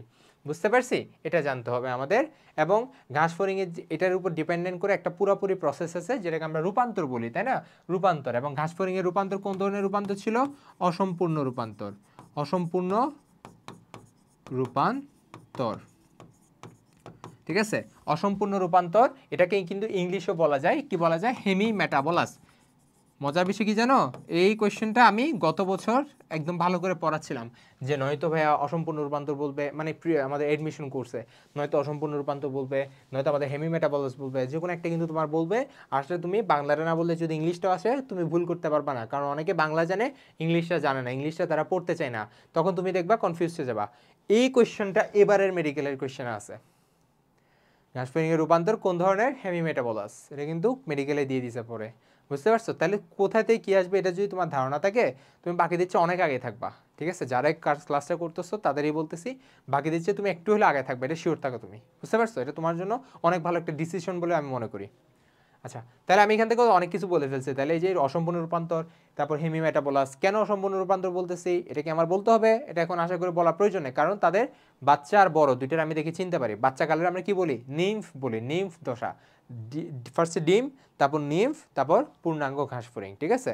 আর আমরা যদি আমাদের সম্পূর্ণ রূপান্তর যাদের হয়, যেমন মৌমাছি আর বোফ্লাই, তাদের ক্ষেত্রে সম্পূর্ণ রূপান্তর হয়। এদের ক্ষেত্রে কি থাকে? এদের ক্ষেত্রে ডিম, তারপর লার্ভা, এরপর পিউপা, এরপর ইমাগো। ইমাগো মানে কি? পূর্ণাঙ্গ প্রাণী, ঠিক আছে? আচ্ছা, ইমাগোর বাংলা হচ্ছে পূর্ণাঙ্গ প্রাণী ইন্ডিকেট করে। তাহলে এভাবে করে তুমি জিনিসগুলো একটু পড়বা, বিস্তারিত করে পড়বা। আচ্ছা, বাংলাদেশের সন্তানপ্রাপ্ত ঘাসফড়িং প্রজাতির সংখ্যা কয়টা? এগুলো হচ্ছে ডিরেক্ট মুখস্থ, এবং এগুলো ডেন্টালে বেশি আসে। এরকম কোয়েশ্চেনগুলো ইনফরমেটিভ কোয়েশ্চেন ডেন্টালে মেডিকেলে একটু বেশি আসে, ওখানে একটু মানগুলো একটু বেশি দিয়ে দেয়, বুঝতে পারছো? এটা হচ্ছে 20টা, আমরা জানি কয়টা? 20টা। বাংলাদেশে বলছে 20টা, আর পুরো পৃথিবীতে বললে কয়টা? 20,000টা, ঠিক আছে? ঘাসফড়িং এর রক্ত সংবহনতন্ত্রের অংশ নয় কোনটা? দেখছো, এত বিস্তারিত কিছু পড়তে হবে না, বাট অনেকে দেখা যায় ঘাসফড়িং এর রক্ত সংবহনতন্ত্রে বাদ দিয়ে দিছো এইচএসসিতে, কঠিন লাগতেছে এই জন্য। কিন্তু এটা হলে তুমি এটা পারবা? পারবা না। তো অ্যাটলিস্ট বেসিক কিছু পড়ে লাগতে হবে। যেমন আমরা জানি ঘাসফড়িং এর রক্ত সংবহনতন্ত্রে কি কি আছে আমাদের? আমাদের হিমোসিল আছে, হিমোলিম্ফ আছে, তারপর পৃষ্ঠীয় বাহিকা আছে। এই পৃষ্ঠীয় বাহিকা কি? পৃষ্ঠীয় বাহিকা আছে। এটা নতুন বই না থাকলেও আগের বই কিন্তু আছে, পৃষ্ঠীয় বাহিকাটা আছে। এই পৃষ্ঠীয় বাহিকাটা হচ্ছে জিনিসটা কি? খুব সিম্পল, এটা হচ্ছে এক কথা বলতে গেলে ঘাসফড়িং এর হৃদযন্ত্র, ঠিক আছে? হৃদযন্ত্র। এখন এই ঘাসফড়িং এর হৃদযন্ত্রটা তো আমাদের মানুষের মতো না, এদের ঘাসফড়িং এর হৃদযন্ত্রে টোটাল 7টা প্রকোষ্ঠ আছে। কয়টা? 7টি। আমাদের তো 4টা, ওদের কয়টা প্রকোষ্ঠ? 7টি প্রকোষ্ঠ। এবং এটাও একটা মেডিকেলের কোয়েশ্চেন, কয়টা প্রকোষ্ঠ? 7টি প্রকোষ্ঠ। এবং এই যে 7টি প্রকোষ্ঠগুলা, ধরো এগুলা হৃদপিণ্ডটা এরকম অনেকটা, এরকম এরকম, বুঝছো? এরকম এরকম অনেকটা। সো এরকম যে 7টা প্রকোষ্ঠ, এরকম টোটাল নিচে 7টা প্রকোষ্ঠ থাকবে। প্রত্যেকটা প্রকোষ্ঠ, ধরো মানুষের ক্ষেত্রে কি হয়? মানুষের ক্ষেত্রে আমাদের যে হৃদপিণ্ডের সংকোচন প্রসারণটা, এটা তো একটা তোমার বৈদ্যুতিক ইম্পালস দিয়ে হচ্ছে, তাই না? সাইনোয়েট্রিয়াল নোড থেকে একটা ইম্পালস পাচ্ছে, ওইটা দিয়ে হচ্ছে। বাট আমাদের ঘাসফড়িং তো এরকম কোনো ইম্পালস তৈরি করতে পারতেছে না, কারণ এটা কি? এটা একটা অনুন্নত প্রাণী। তো তাদের ক্ষেত্রে হয় কি? তাদের ক্ষেত্রে এখানে হৃদযন্ত্রের পাশে কিছু পেশি থাকে, এরকম করে পেশি থাকে, এই যে এম করে কিছু পেশি থাকে। এই পেশিগুলো কি করে? এর একবার টানে, টেনে প্রসারিত করে, আবার ছেড়ে দেয়, সেটা সংকুচিত করে, বুঝতে পারছো? যার কারণে এভাবে কি করে হৃদপিণ্ড সংকোচন এবং প্রসারণ হয়। এবং এরকম তাদের কি আছে? তাদের টোটাল 6 জোড়া এলারি পেশি আছে, বুঝতে পারছি? তাহলে এখান থেকে আমার পৃষ্ঠীয় বাহিকা, এখান থেকে আমার কয়েকটা ইনফরমেশন আমি পেয়ে গেছি, বুঝতে পারছো? তাহলে দেখি আমাদের কি কি আছে। হিমোসিল, এ তো অবশ্যই পার্ট, কারণ আমি হিমোসিল তো পড়ছি। হিমোসিল অবশ্যই থাকবে, যত রকম আর্থ্রোপোডস আছে সবার একটা কমন বৈশিষ্ট্য হিমোসিল। এই হিমোসিলটা হচ্ছে তার একটা দেহ গহ্বর। এখন এটাকে হিমোসিল কেন বলতেছি? কারণ এই দেহ গহ্বরের মধ্যে কি থাকে? ব্লাড থাকে, তার নিজস্ব যে ব্লাড সেটা থাকে, ঠিক আছে? এবং এই ব্লাডের মধ্যে তো হিমোগ্লোবিন নাই, আমরা জানি। আচ্ছা, সম্মুখ বাহিকা, এই সম্মুখ বাহিকা নামে কি কিছু পড়ছো? দেখো বইয়ের মধ্যে কিছু আছে কিনা? নাই। সম্মুখ বাহিকা বলতে কিছুই নাই, সম্মুখ অ্যাওর্টা আছে। কি আছে? সম্মুখ অ্যাওর্টা আছে, সরি, সম্মুখ অ্যাওর্টা আছে। সম্মুখ বাহিকা বলতে কিছুই নাই, বুঝতে পারছি? আচ্ছা, তাহলে সম্মুখ বাহিকা দিয়ে তোমাকে কনফিউজ করে দিল, যে অনেকে মনে করবে সম্মুখ বাহিকা বাই ছিল, সম্মুখ বাহিকা নাই, পৃষ্ঠীয় বাহিকা আছে। কারণ পৃষ্ঠীয় বাহিকাটা আমি মনে রাখতাম কি এভাবে, জানো? কারণ ঘাসফড়িং এর বডিটা তো এরকম, তার বডিটা তো এই টাইপের, তাই না? বডি যে আমি তার বডিটা হচ্ছে এই টাইপের, অর্থাৎ ট্রান্সভার্সলি, অর্থাৎ প্রস্থ ওয়াইজ তার বডি। এই জন্য তার এই বরাবর হচ্ছে কি থাকে? এই বরাবর হচ্ছে পৃষ্ঠ বাহিকাটা থাকে, যেটা হচ্ছে আমার কি বলি? হৃদযন্ত্রের মতো কাজ করতে পারে, বুঝছি? আর হিমোলিম্ফ তো অবশ্যই আছে। বা হিমোলিম্ফ কেন বলে? কারণ এদের যে হিমোসিলটা এখানের মধ্যে, অর্থাৎ এই যে ব্লাডটা কিন্তু লসিকার সাথে মিক্স হওয়া, কার সাথে? লসিকার সাথে মিক্স হওয়া, ঠিক আছে? সেই জন্য আমি কি বলবো? হিমোলিম্ফ বলবো। ওকে, কোনটি ঘাসফড়িং এর মস্তকের বহিঃকঙ্কাল অংশ নেই? এটা আমি যখন একাডেমিক পড়াইছিলাম, কিংবা আমি যখন এডমিশন পড়াইছিলাম, বারবার এটা প্রতিবারই খুব ভালো করে পড়ানো হয় তোমাদের আসলে। এবং এটা খুব ইম্পর্টেন্ট একটা জিনিস, ঘাসফড়িং এর মস্তকের বহিঃকঙ্কাল অংশ নয় কোনটা, এটা খুব ইম্পর্টেন্ট একটা জিনিস। আচ্ছা, তাহলে মাথায় রাখতে হবে আমার কি কি আছে। আমি যদি মস্তকের বহিঃকঙ্কাল ভাবি, এই টোটাল জিনিসটাকে আমরা কি বলি? হেড ক্যাপসুল বলি। কি বলি? মস্তকের কঙ্কাল সবগুলোকে আমরা একসাথে কি বলি? Head capsule. বা এটা একটা নাম আছে কি? এপিক্রেনিয়াম। কি বলি? এপিক্রেনিয়াম। ক্রেনিয়াম মানে তো আমরা জানি, ক্রেনিয়াম মানে কি? আমাদের মস্তিষ্ক ইন্ডিকেট করে, মস্তিষ্কের মাঝখানে বাইরে যে স্কালটা আছে তাকে ইন্ডিকেট করতেছে। আচ্ছা, এই এপিক্রেনিয়ামের মধ্যে আমাদের কয়েকটা অংশ আছে, তাই না? যেমন কি আছে, এই যে ঘাসফড়িং যদি চিন্তা করি, ঘাসফড়িংয়ের উপরে যে কপালের যে মানে উপরে আমাদের এই যে মাথার যে চাঁদি আছে না, এই জায়গার অংশটাকে আমরা কি বলি? ভার্টেক্স বলি। কি বলি? ভার্টেক্স বলি, তাই না? উপরের অংশটাকে আমরা কি বলি? ভার্টেক্স। তারপর এই দুই সাইডের যে অংশ আছে, দুই সাইডের যে অংশ আছে তাকে আমরা কি বলি? জেনা বলি, জেনা। আর এই যে কপাল আছে না, কপাল বরাবর অংশটাকে আমরা কি বলি? ফ্রন্স বলি, ফ্রন্স। ঠিক আছে? আচ্ছা, এবং ফ্রন্সের নিচে একটা আয়তাকার প্লেট থাকে, এরকম করে একটা আয়তাকার প্লেট থাকে, যেটা হচ্ছে ঘাসফড়িংয়ের ভিতরে যে মুখপাঙ্গ আছে না, তাকে হচ্ছে কি করে ঢেকে রাখে। এই যে আয়তাকার প্লেটটা আছে তাকে আমরা বলি ক্লাইপিয়াস। কি বলি? ক্লাইপিয়াস বলি। তো তোমার এগুলো জানতে হবে, বুঝতে পারছো? এগুলো জানলে এনাফ, মোর দেন এনাফ। দেখো কোয়েশ্চেন তোমার কমন চলে আসছে। এভাবে করে পড়ানো হয়েছিল, এভাবে পড়লে দেখো এখানে কমন আসছে। যে gena correct, epicranium correct, ocelli not correct, vertex correct. Ocelli তাহলে কারেক্ট হবে না, কারণ উসেলি তো আমাদের ঘাসফড়িংয়ের মাথার পার্ট, বাট মাথার বহিঃকঙ্কালের পার্ট না, তাই না? এটা তো আমার কঙ্কাল চাইছে, কঙ্কাল তো এই যে চারটা আছে। বাট আমার যদি বলে মস্তকের অংশ নয় কোনটা, তখন কিন্তু উসেলি ইনক্লুড হবে। কারণ আমরা জানি উসেলি ছিল, তারপর আমাদের ওমাটিডিয়া ছিল, তাই না? অ্যান্টেনা ছিল, সবগুলো আমার কার পার্ট ছিল? ঘাসফড়িংয়ের মস্তকের পার্ট ছিল। ঠিক আছে? এভাবে করে পড়বা। তাহলে আমাদের যদি বলে মস্তক বহিঃকঙ্কাল না বলে, যদি আমাকে বলে মস্তকের অংশ নয় কোনটা, তখন আমাদের মস্তকের পুরো অংশটা কিন্তু ইনক্লুডেড হবে। যত হাড্ডি মাড্ডি আছে সব তো আছে, তার সাথে সাথে আমাদের ওমাটিডিয়াম অর্থাৎ ঘাসফড়িংয়ের চোখের যে পুঞ্জাক্কি যে একক, পুঞ্জাক্কি অথবা ওমাটিডিয়াম যাই দেখ না কেন, সমস্যা নেই। তারপর উসেলি এগুলোও থাকবে। তারপর থার্ডলি আমাদের কি থাকবে? অ্যান্টেনা থাকবে। এবং মস্তকের পার্টের মধ্যে কিন্তু মুখপাঙ্গ আছে, বুঝতে পারছি? তাহলে আমাদের সব কিছু থাকবে। এবং এই অ্যান্টেনাটা একটু ভালো করে পড়বা, অ্যান্টেনাটা তোমাদের জন্য এবার ইম্পর্টেন্ট। অ্যান্টেনার মধ্যে কী কী অংশ থাকে তুমি কি জানো? অ্যান্টেনার মধ্যে তোমাকে এগুলো পড়ছো ভালো করে এখন? স্কেপ থাকে, পেডিসেল থাকে, ফ্লাজেলাম থাকে, বুঝছো? স্কেপ, পেডিসেল আর ফ্লাজেলাম থাকে। এবং এই টোটাল তিনটা মিল হচ্ছে টোটাল কয়টা খণ্ড থাকে? মানে স্কেপ, পেডিসেল, তারপর ফ্লাজেলাম যেটা, এটা কয়টা খণ্ডে ডিভাইডেড? 25টা খণ্ডকে ডিভাইডেড। একটু এভাবে পড়বা। আসো পরের কোয়েশ্চেন দেখি। ঘাসফড়িংয়ের অগ্রভাগে সরু এবং শক্ত ডানাকে আমরা কি বলি? ট্যাগমিনা বলি, তাই না? এটা পড়ছো? আচ্ছা, আমরা ঘাসফড়িংয়ের বক্ষের মধ্যে খুব গুরুত্বপূর্ণ জিনিস দুইটা জানি। একটা হচ্ছে আমাদের তাদের হচ্ছে দুই জোড়া ডানা থাকে, তাদের দুই জোড়া ডানা থাকে, এবং তাদের 3 জোড়া পা থাকে, 3 জোড়া পা থাকে। 2 জোড়া ডানা থাকে, 3 জোড়া পা থাকে। এই যে 3 জোড়া পা, এটা আমি পড়াবো, বাট 2 জোড়া যে ডানা আছে না, এই 2 জোড়া ডানার মধ্যে একটা আছে সামনে, এটাকে আমরা বলি মধ্যবক্ষীয় ডানা। কি বলি? মধ্যবক্ষীয় ডানা, বা ইংলিশে বললে, ইংলিশটা কিন্তু মাথায় রাখবা, ঠিক আছে? ইংলিশটা মাথায় রাখতে হবে, মেসোথোরাক্স। মেসোথোরাক্স যে ডানা, তাকে আমরা কি বলি? মধ্যবক্ষীয় ডানা। এই মেসোথোরাক্স যে ডানা, সেটাই বেসিক্যালি সরু এবং শক্ত ডানা, মানে সামনেরটা। এবং এটা কিন্তু ঘাসফড়িংকে উঠতে সাহায্য করে না। এটা কি করে? পিছনের যে ডানা, যেটা বিশাল, যেটা ঘাসফড়িংকে উঠতে সাহায্য করে, যেটা হচ্ছে আমাদের রক্তবাহিকা সমৃদ্ধ, এবং এই ডানাটাকে সে কি করে? আবরণ হিসেবে কাজ করে, বুঝছো? সামনের ডানাটা। তাহলে এই যে সরু এবং শক্ত ডানার কয়েকটা নাম আছে। একটা হচ্ছে মধ্যবক্ষীয় ডানা, আর একটা হচ্ছে আমাকে এটা বলি হচ্ছে ট্যাগমিনা। ট্যাগমিনা, ইংলিশ হচ্ছে ট্যাগমিনা, এটা বাংলা নাম হচ্ছে ডানার আবরণ। কি বলি? ডানার আবরণ বলি। আরেকটা নাম আছে, এটা হচ্ছে এলিট্রা। ওকে, মাথা রাখবা। শেষ। দেখো এখানে কোনটা আছে? ট্যাগমিনা, প্রথমটাই অ্যান্সার। বা এগুলো কি দিচ্ছে দেখো তো? টার্সাস, ট্রোগেন্টার, এক্সটার্না। অনেকে কিন্তু কনফিউজ হয়ে যাওয়া, তাই না? অলরেডি হয়েছো না? অনেকে কনফিউজ হয়ে গেছো না? টার্সাস, ট্রোগেন্টার এগুলো কই? এগুলো ঘাসফড়িংয়ের পায়ের পার্ট ছিল। এই যে ঘাসফড়িংয়ের পায়ের 3 জোড়া পা বললাম না, এই 3 জোড়া পায়ের মধ্যে বেসিক্যালি তোমার কি ছিল? এই নামগুলো ছিল।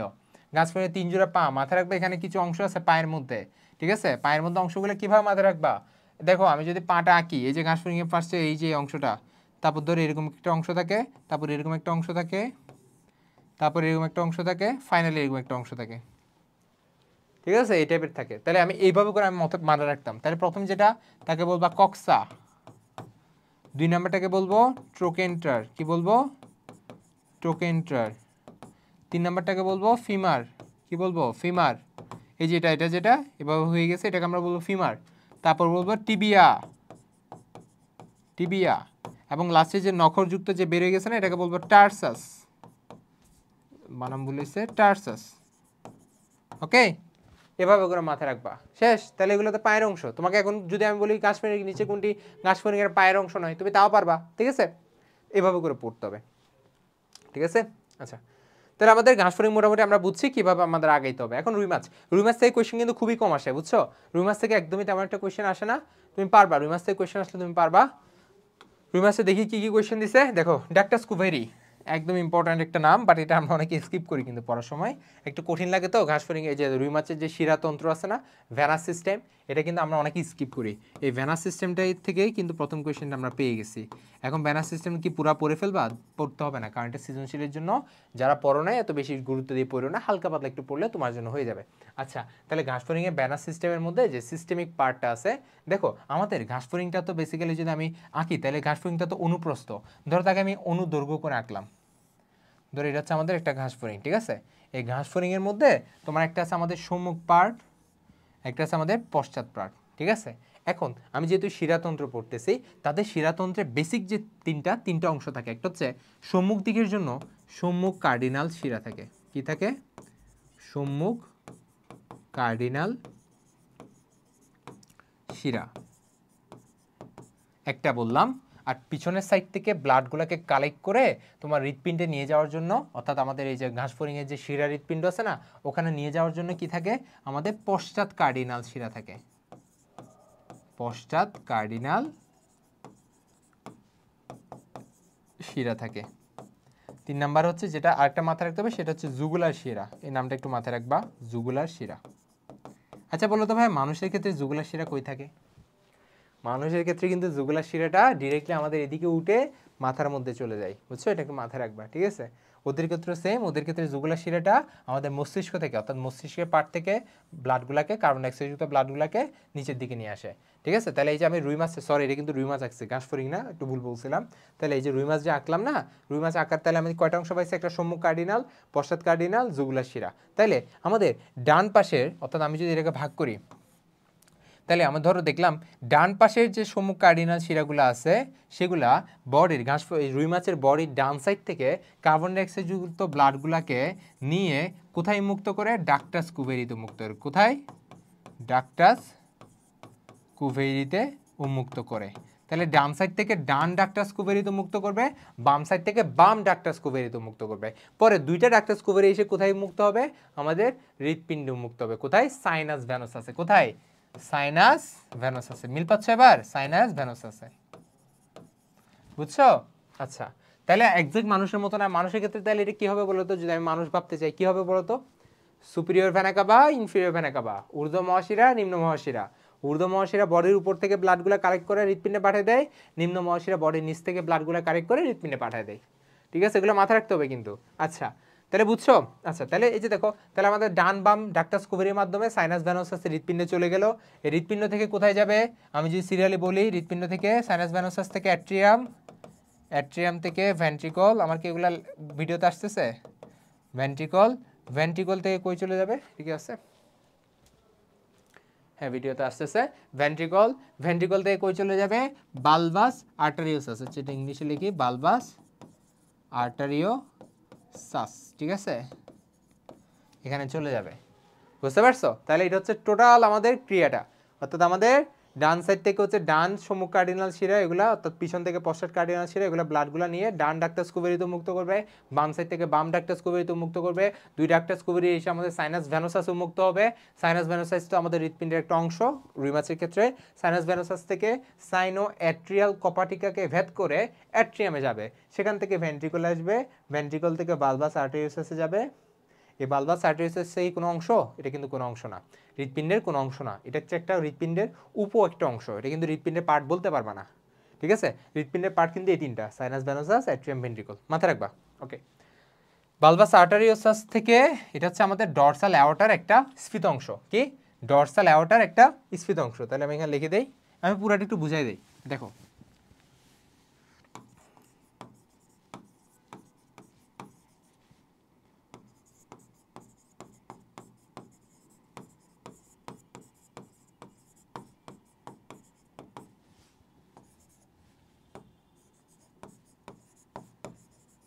আমার লেখার সাথে সাথে একটু বোঝার ট্রাই করো। সাইনাস ভেনোসাসে যাবে, সেখান থেকে আমার অ্যাট্রিয়ামে যাবে, আমরা ইংলিশে লিখলে তো বাংলা লেখা হয় না, সেখান থেকে ভেন্ট্রিকলে যাবে, আচ্ছা সেখান থেকে ভালভাস আর্টারিওসাসে যাবে,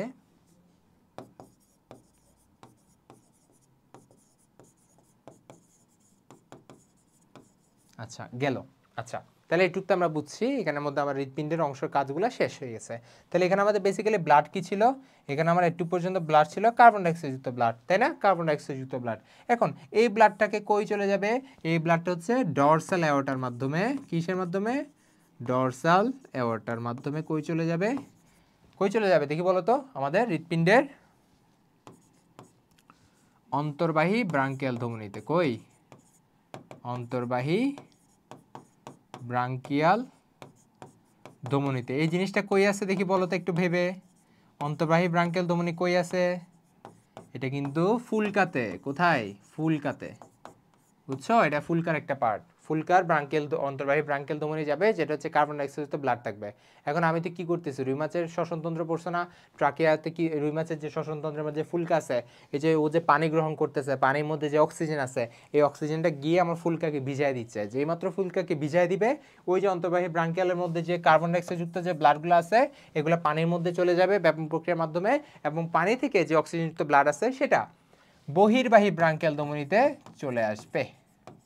অর্থাৎ অন্তর্বাহী ব্লাডগুলো এখন বহির্বাহীতে যাচ্ছে, এবং এই বহির্বাহী ব্রাঙ্কিয়াল ধমনীর মধ্যে কিন্তু কি নাই, কার্বন ডাইঅক্সাইড নাই, এখানে কি আছে, অক্সিজেন আছে। আজকে যে এটা বুঝাচ্ছি না, দেখবে এটা নিয়ে আর কোনো প্যারাই খাবে না। এই যে এখানে যেটা বুঝালাম, এই যে এইখানে এই পার্টটা, এইখানে এই পার্ট থেকে এই পার্টে একটু হচ্ছে আমাদের শিরাতন্ত্র, তারপর এটা হচ্ছে হৃৎপিণ্ড, এখান থেকে এসে এখানে হচ্ছে আমাদের ধমনীতন্ত্র, ঠিক আছে, অন্তর্বাহী বহির্বাহী এগুলো হচ্ছে ধমনীতন্ত্র। তাহলে আমাদের অক্সিজেনযুক্ত ব্লাডটাকে নিবে, নিয়ে হচ্ছে সে হচ্ছে সরাসরি আমাদের পৃষ্ঠীয়, অর্থাৎ আমাদের সরাসরি যে আমাদের অ্যাওর্টা আছে, অ্যাওর্টার মাধ্যমে আমার কি করবে, তার আবার একটু কল দিচ্ছে, একটু ওয়েট করো। তাহলে আমার সরাসরি, আচ্ছা এখানে একটা জিনিস বলেছে, এটা ডরসাল অ্যাওর্টা হবে না, এটা হবে ভেন্ট্রাল অ্যাওর্টা। ভেন্ট্রাল অ্যাওর্টার মাধ্যমে কিন্তু কই যায়, ভেন্ট্রাল অ্যাওর্টার মাধ্যমে অন্তর্বাহী ব্রাঙ্কিয়াল ধমনীতে যাবে, অর্থাৎ ফুলকাতে যাবে। সেখানে তারা তো কি ব্যাপন প্রক্রিয়া করলো, কার্বন ডাইঅক্সাইড থেকে অক্সিজেনে কনভার্ট হইলো, বহির্বাহী ব্রাঙ্কিয়াল ধমনী হইলো, সেখান থেকে ডরসাল অ্যাওর্টা মানে পৃষ্ঠীয় বাহিকার মাধ্যমে সারা দেহের মধ্যে অক্সিজেনযুক্ত ব্লাডটাকে সাপ্লাই করে দেয়। That's it. এটা টোটাল ঘাসফড়িংয়ের রক্ত, এই যে তোমার রুই মাছের রক্ত সংবহনতন্ত্র। ইজি না একদম, এটা মাথায় রাখলে তোমার অনেকগুলো এমসিকিউ কমন চলে আসবে, বুঝছো, এবং সৃজনশীলের ক্ষেত্রে এটা কিন্তু বিরাট একটা হেল্প করবে। আমি জাস্ট এমসিকিউ পড়াচ্ছি, পড়াই দিই, সমস্যা নেই, সব কিছু তো পড়তে হবে আলটিমেটলি, বুঝছো। তাহলে ডরসাল অ্যাওর্টা, ওই যে পড়ছো না, ডরসাল অ্যাওর্টা বিভিন্ন ব্রাঞ্চ, সিলিয়াকো মেসেন্টারিক ধমনী, সাবক্লাভিয়ান ধমনী, রেনাল ধমনী, কডাল ধমনী, এরকম করে তারা বিভিন্ন জায়গায় ব্রাঞ্চ তৈরি করে বিভিন্ন জায়গায় গিয়ে অক্সিজেন ব্লাডটাকে সাপ্লাই দেয়। শেষ, এবার করে পড়বা। আচ্ছা, রুই মাছের প্রাকৃতিক প্রজননের স্থান কোনটি, এই যে ডেন্টাল আসছে না, তার মানে এটা কি ইনফরমেটিভ একটা কোয়েশ্চেন, মুখস্থ করতে হবে, ঠিক আছে। রুই মাছের প্রাকৃতিক প্রজনন স্থান সবচেয়ে গুরুত্বপূর্ণ যেটা মাথায় রাখতে হবে সেটা হচ্ছে চট্টগ্রামের হাটহাজারীর হালদা নদী, ঠিক আছে, আমার বাড়িও কিন্তু হাটহাজারীতে, বুঝছি। আচ্ছা, হালদা নদী হচ্ছে রুই মাছের একমাত্র পুরো এশিয়ার মধ্যে প্রাকৃতিক প্রজননের স্থান। এছাড়াও আছে হচ্ছে আমাদের আরিয়াল খাঁ নদী, এই যে আরিয়াল খাঁ নদী, এটা একটু মাথায় রাখবা, মুখস্থ করতে হবে, ঠিক আছে। আরিয়াল খাঁ নদী হচ্ছে রুই মাছের প্রাকৃতিক প্রজনন স্থান হিসেবে কাজ করে।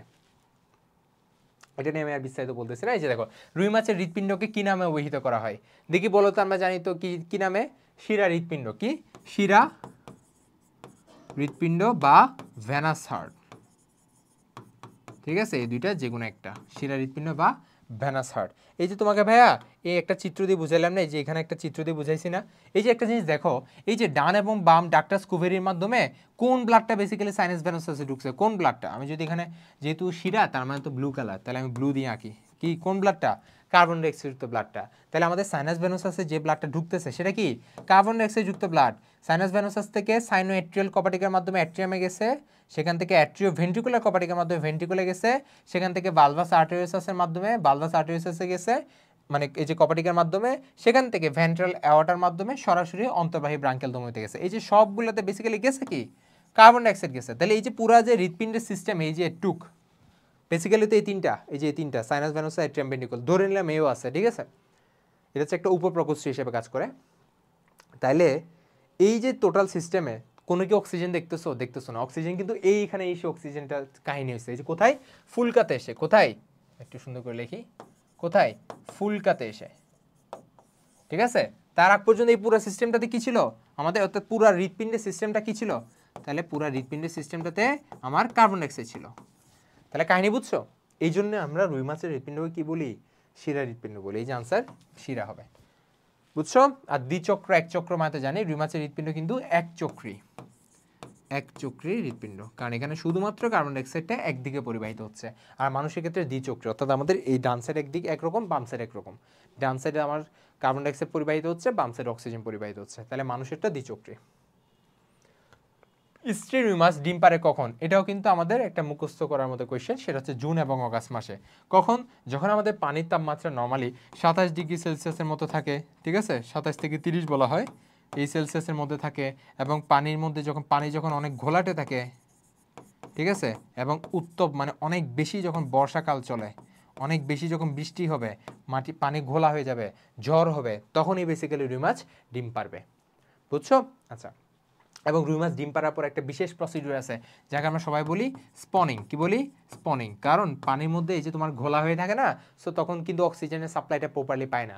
তো এই স্পনিংয়ের মাধ্যমে সে বেসিক্যালি কাইন্ড অফ ফ্যানিং করে, ফ্যানিং করার ফলে সে ওই জায়গাটাতে অক্সিজেন সাপ্লাই দেয়, যাতে ডিমটা খুব সহজে পরিস্ফুটন হতে পারে, বুঝছো? পারবা?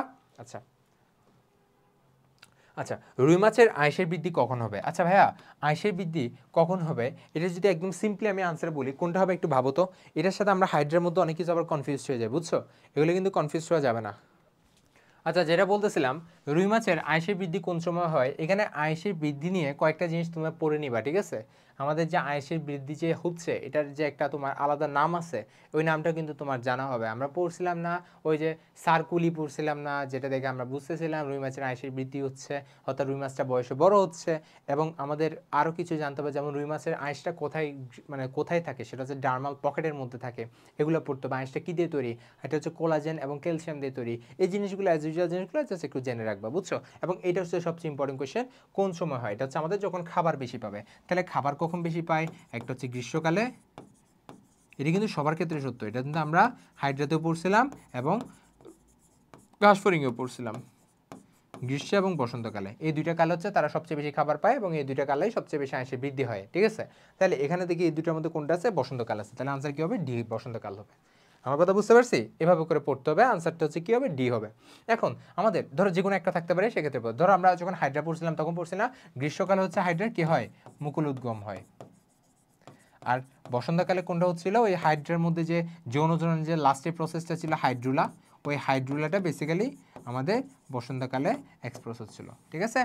আচ্ছা, তারপরটা দেখি, এই যে দেখো, কত সেলসিয়াস তাপমাত্রার নিচে রুই মাছ বাঁচতে পারে না। এটা একদম প্রথম চ্যাপ্টার, মানে প্রথম বইয়ে, মানে প্রথমের একদম প্রথম পেজে জিনিসটা আছে। এটা হচ্ছে 14 ডিগ্রি সেলসিয়াস চাপ। কত? 14 ডিগ্রি সেলসিয়াস, ঠিক আছে? 14 ডিগ্রি সেলসিয়াসে রুই মাছ বাঁচতে পারবে না, এর নিচে গেলে বাঁচতে পারবে না। এটা খুব কমন একটা কোয়েশ্চেন এবং এটা তোমরা জানো আশা করি। আচ্ছা, এটাতে বলার কিছু নাই। আচ্ছা, উল্লেখিত কোন মাছে সাইক্লোয়েড হ্রাস পাওয়া যায় না? আচ্ছা, স্যামন, কার্প, রুই, এটা কিন্তু জানতে হবে। যেমন ইলিশ মাছ, এটা আমি তোমাদের বলি, ইলিশ মাছ যেটা, তার মধ্যে কিন্তু টিনয়েড হ্রাস পাওয়া যায়। এবং এটা নিয়ে আমি একটু বিস্তারিত যদি বলতে চাই, দেখো ভাইয়া, আমরা পড়ছিলাম না ওই যে প্রথম চ্যাপ্টারে পড়ছিলাম না মাছের যে পড়ছিলাম, ওখানে কিন্তু তিন টাইপের, তিনটা শ্রেণী ছিল। একটা হচ্ছে কনড্রিকটিস ছিল, একটা হচ্ছে আমাদের অ্যাক্টিনোপটেরিজি ছিল,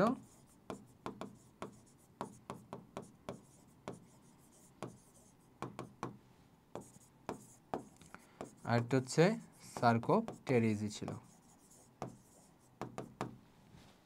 ঠিক আছে? এখন এই তিনটাকে আমরা ডিফারেন্সিয়েট করে পড়বো, কারণ এগুলো মেডিকেলের জন্য খুবই ইম্পর্টেন্ট এই তিনটা, ঠিক আছে? এই তিনটার যে আলাদা আলাদা পার্টগুলো, যেমন ক্রন্ড্রিকটিস যেটা, সেগুলো কোন কোন মাছ এটাতে ইনক্লুড হয়, যেমন স্টিংরে বা প্লেসিওভ্যাটিস, ঠিক আছে? বইয়ের নাম কিন্তু জানতে হবে। তারপর হচ্ছে আমাদের হাঙ্গর মাছ, ট্রুটি হাঙ্গর বা স্কোলিওডন, এগুলো জানতে হবে। এবং আর কি কি জানবো, এখানে যে আইসটা আছে, এটা কি আইসের টাইপ? কি প্লাকয়েড, ঠিক আছে? আচ্ছা, এবং তাদের যে লেজটা আছে, লেজটাও জানতে হবে। এটা হচ্ছে কোন ধরনের লেজ থাকে? তাদের হেটেরো সার্কেল ধরনের লেজ থাকে, অর্থাৎ উপরে আর নিচের যে পার্টটা, সেটা দুই রকম থাকে। আচ্ছা, তারপরে অ্যাক্টিনোপটেরিজি, এখানে কি থাকে? নয়তো সাইক্লয়েড থাকে অথবা টিনয়েড থাকে, ঠিক আছে? এখন সাইক্লয়েড হচ্ছে রুই মাছ, কাতাল মাছ, এগুলা। টিনয়েড হচ্ছে যেগুলো দেখো না, টিনয়েড মানে কি? তুমি টিন দিয়ে মাথায় রাখবা। ধরো ইলিশ মাছের আইসটা দেখছো না, একটু ডিফারেন্ট না? ওইটা দিয়ে মাথায় রাখবা, ঠিক আছে? আচ্ছা, আর সার্কোপটেরিজি যেটা, সেটা কি থাকে? সার্কোপটেরিজির ক্ষেত্রে আমার কি থাকে? গ্যানয়েড ধরনের আইস থাকে, বুঝছো, গ্যানোইড ধরনের আঁশ থাকে। এবং এদেরকে আমরা কি বলি, পিণ্ডাকার মাছ বলি। এদেরকে আমরা অ্যাক্টিনোপটেরিজকে কি বলি, রশ্মিময় পাখনা বিশিষ্ট মাছ বলি, ঠিক আছে। আর ক্রন্ডিকটিসকে আমরা কি বলি, তরুণাস্থিময় মাছ বলি। এবং এরা সবচেয়ে শক্তিশালী, বিকজ তাদের পুরো বডিটা তরুণাস্থি দিয়ে নির্মিত, সো তারা অনেক বেশি কি করতে পারে, ফ্লেক্সিবিলিটি, তাদের ফ্লেক্সিবিলিটি অনেক বেশি থাকে। আচ্ছা ঠিক আছে, তো এরকম করে জিনিসগুলো একটু আমার পড়তে হবে, বুঝতে পারছো? আচ্ছা তাহলে আমাদের এদের যে ল্যাসগুলো আছে এগুলো একটু বলে ফেলি। এই যে অ্যাক্টিনোপটেরিজের যে ল্যাস, এটা কি কোন ধরনের, এটা হচ্ছে হোমো সার্কাল। কোন ধরনের, হোমো সার্কাল, ঠিক আছে। আর আমাদের যে সার্কোপটেরিজ, এটা কোন ধরনের, এটা হচ্ছে আমাদের ডাইফি সার্কাল। কোন ধরনের, ডাইফি সার্কাল ধরনের, ঠিক আছে। তাহলে এই জিনিসগুলো একটু পড়বা, বুঝছি? এগুলো পড়লে তোমার জন্য এনাফ। তাহলে এখানে ইলিশ মাছটা আনসার হবে, এই আনসার হবে, ঠিক আছে ভাইয়া। তাহলে আমাদের আর স্লাইড আছে, আর তো স্লাইড নেই। তাহলে আমরা এই যে টোটাল ক্লাসটা যে এখন করলাম, একটা ক্লাস দিয়ে তুমি পুরাপুরি কিন্তু একটা জিনিস বুঝতে পারতেছো যে কোয়েশ্চেন কিন্তু উল্টাপাল্টা দিচ্ছে না, এমন কিছু দিচ্ছে না তুমি যেটা জীবনে পড়ো নাই, কিন্তু এমন কোয়েশ্চেন দিচ্ছে যেটা তুমি পড়ছো কিন্তু ভালো করে পড়ো নাই। এমন জিনিস দিচ্ছে যেটা তুমি পড়ছিলা কিন্তু তুমি খেয়াল করো নাই, এখান থেকে কোয়েশ্চেন আসতে পারে, ঠিক আছে। মানে এত মানে মাঝে মধ্যে দেখা যায় ওই টপিকটা, ওই সার্টেন টপিকের মধ্যে একটু ডিপ কোয়েশ্চেন দেয়, যেটা আমরা এত বেশি পড়ি না। যেমন রুই মাছ, ঘাস ফেনে, এগুলো একটু আমরা কম পড়ি কিন্তু, ঠিক আছে। কিন্তু এগুলা থেকে যখন একদম নর্মাল কোয়েশ্চেন দিবে, তখন যখন তুমি পারবা না, কিন্তু তোমার আরেকজন ফ্রেন্ড, ধরো যে একটু ইন্টারে বেশি পড়াশোনা করছে, সে তো ইজিলি পারবে, বা সে তার একটা এডমিশন সম্পর্কে ধারণা আছে, যেটা তুমি এখন নিচ্ছ বেসিক্যালি, ধরো তার ধারণাটা আছে, তাহলে অবশ্যই সে পারবে, ঠিক আছে। সো এইভাবেই বাকি স্টুডেন্ট থেকে অন্যরা আগায় থাকে এবং আলটিমেটলি তাদের এডমিশন রেজাল্টটা ভালো হয়, বুঝতে পারছি? এটাই হচ্ছে আসল, মানে এখানে খেলাটা আসলে এখানেই হয়। সো সবাই ইনশাল্লাহ তোমরা সব ক্লাসগুলোতে থাকো, সবাই ভালো থাকবা, সুস্থ থাকবা, আমার জন্য একটু দোয়া কইরো। আসসালামু আলাইকুম।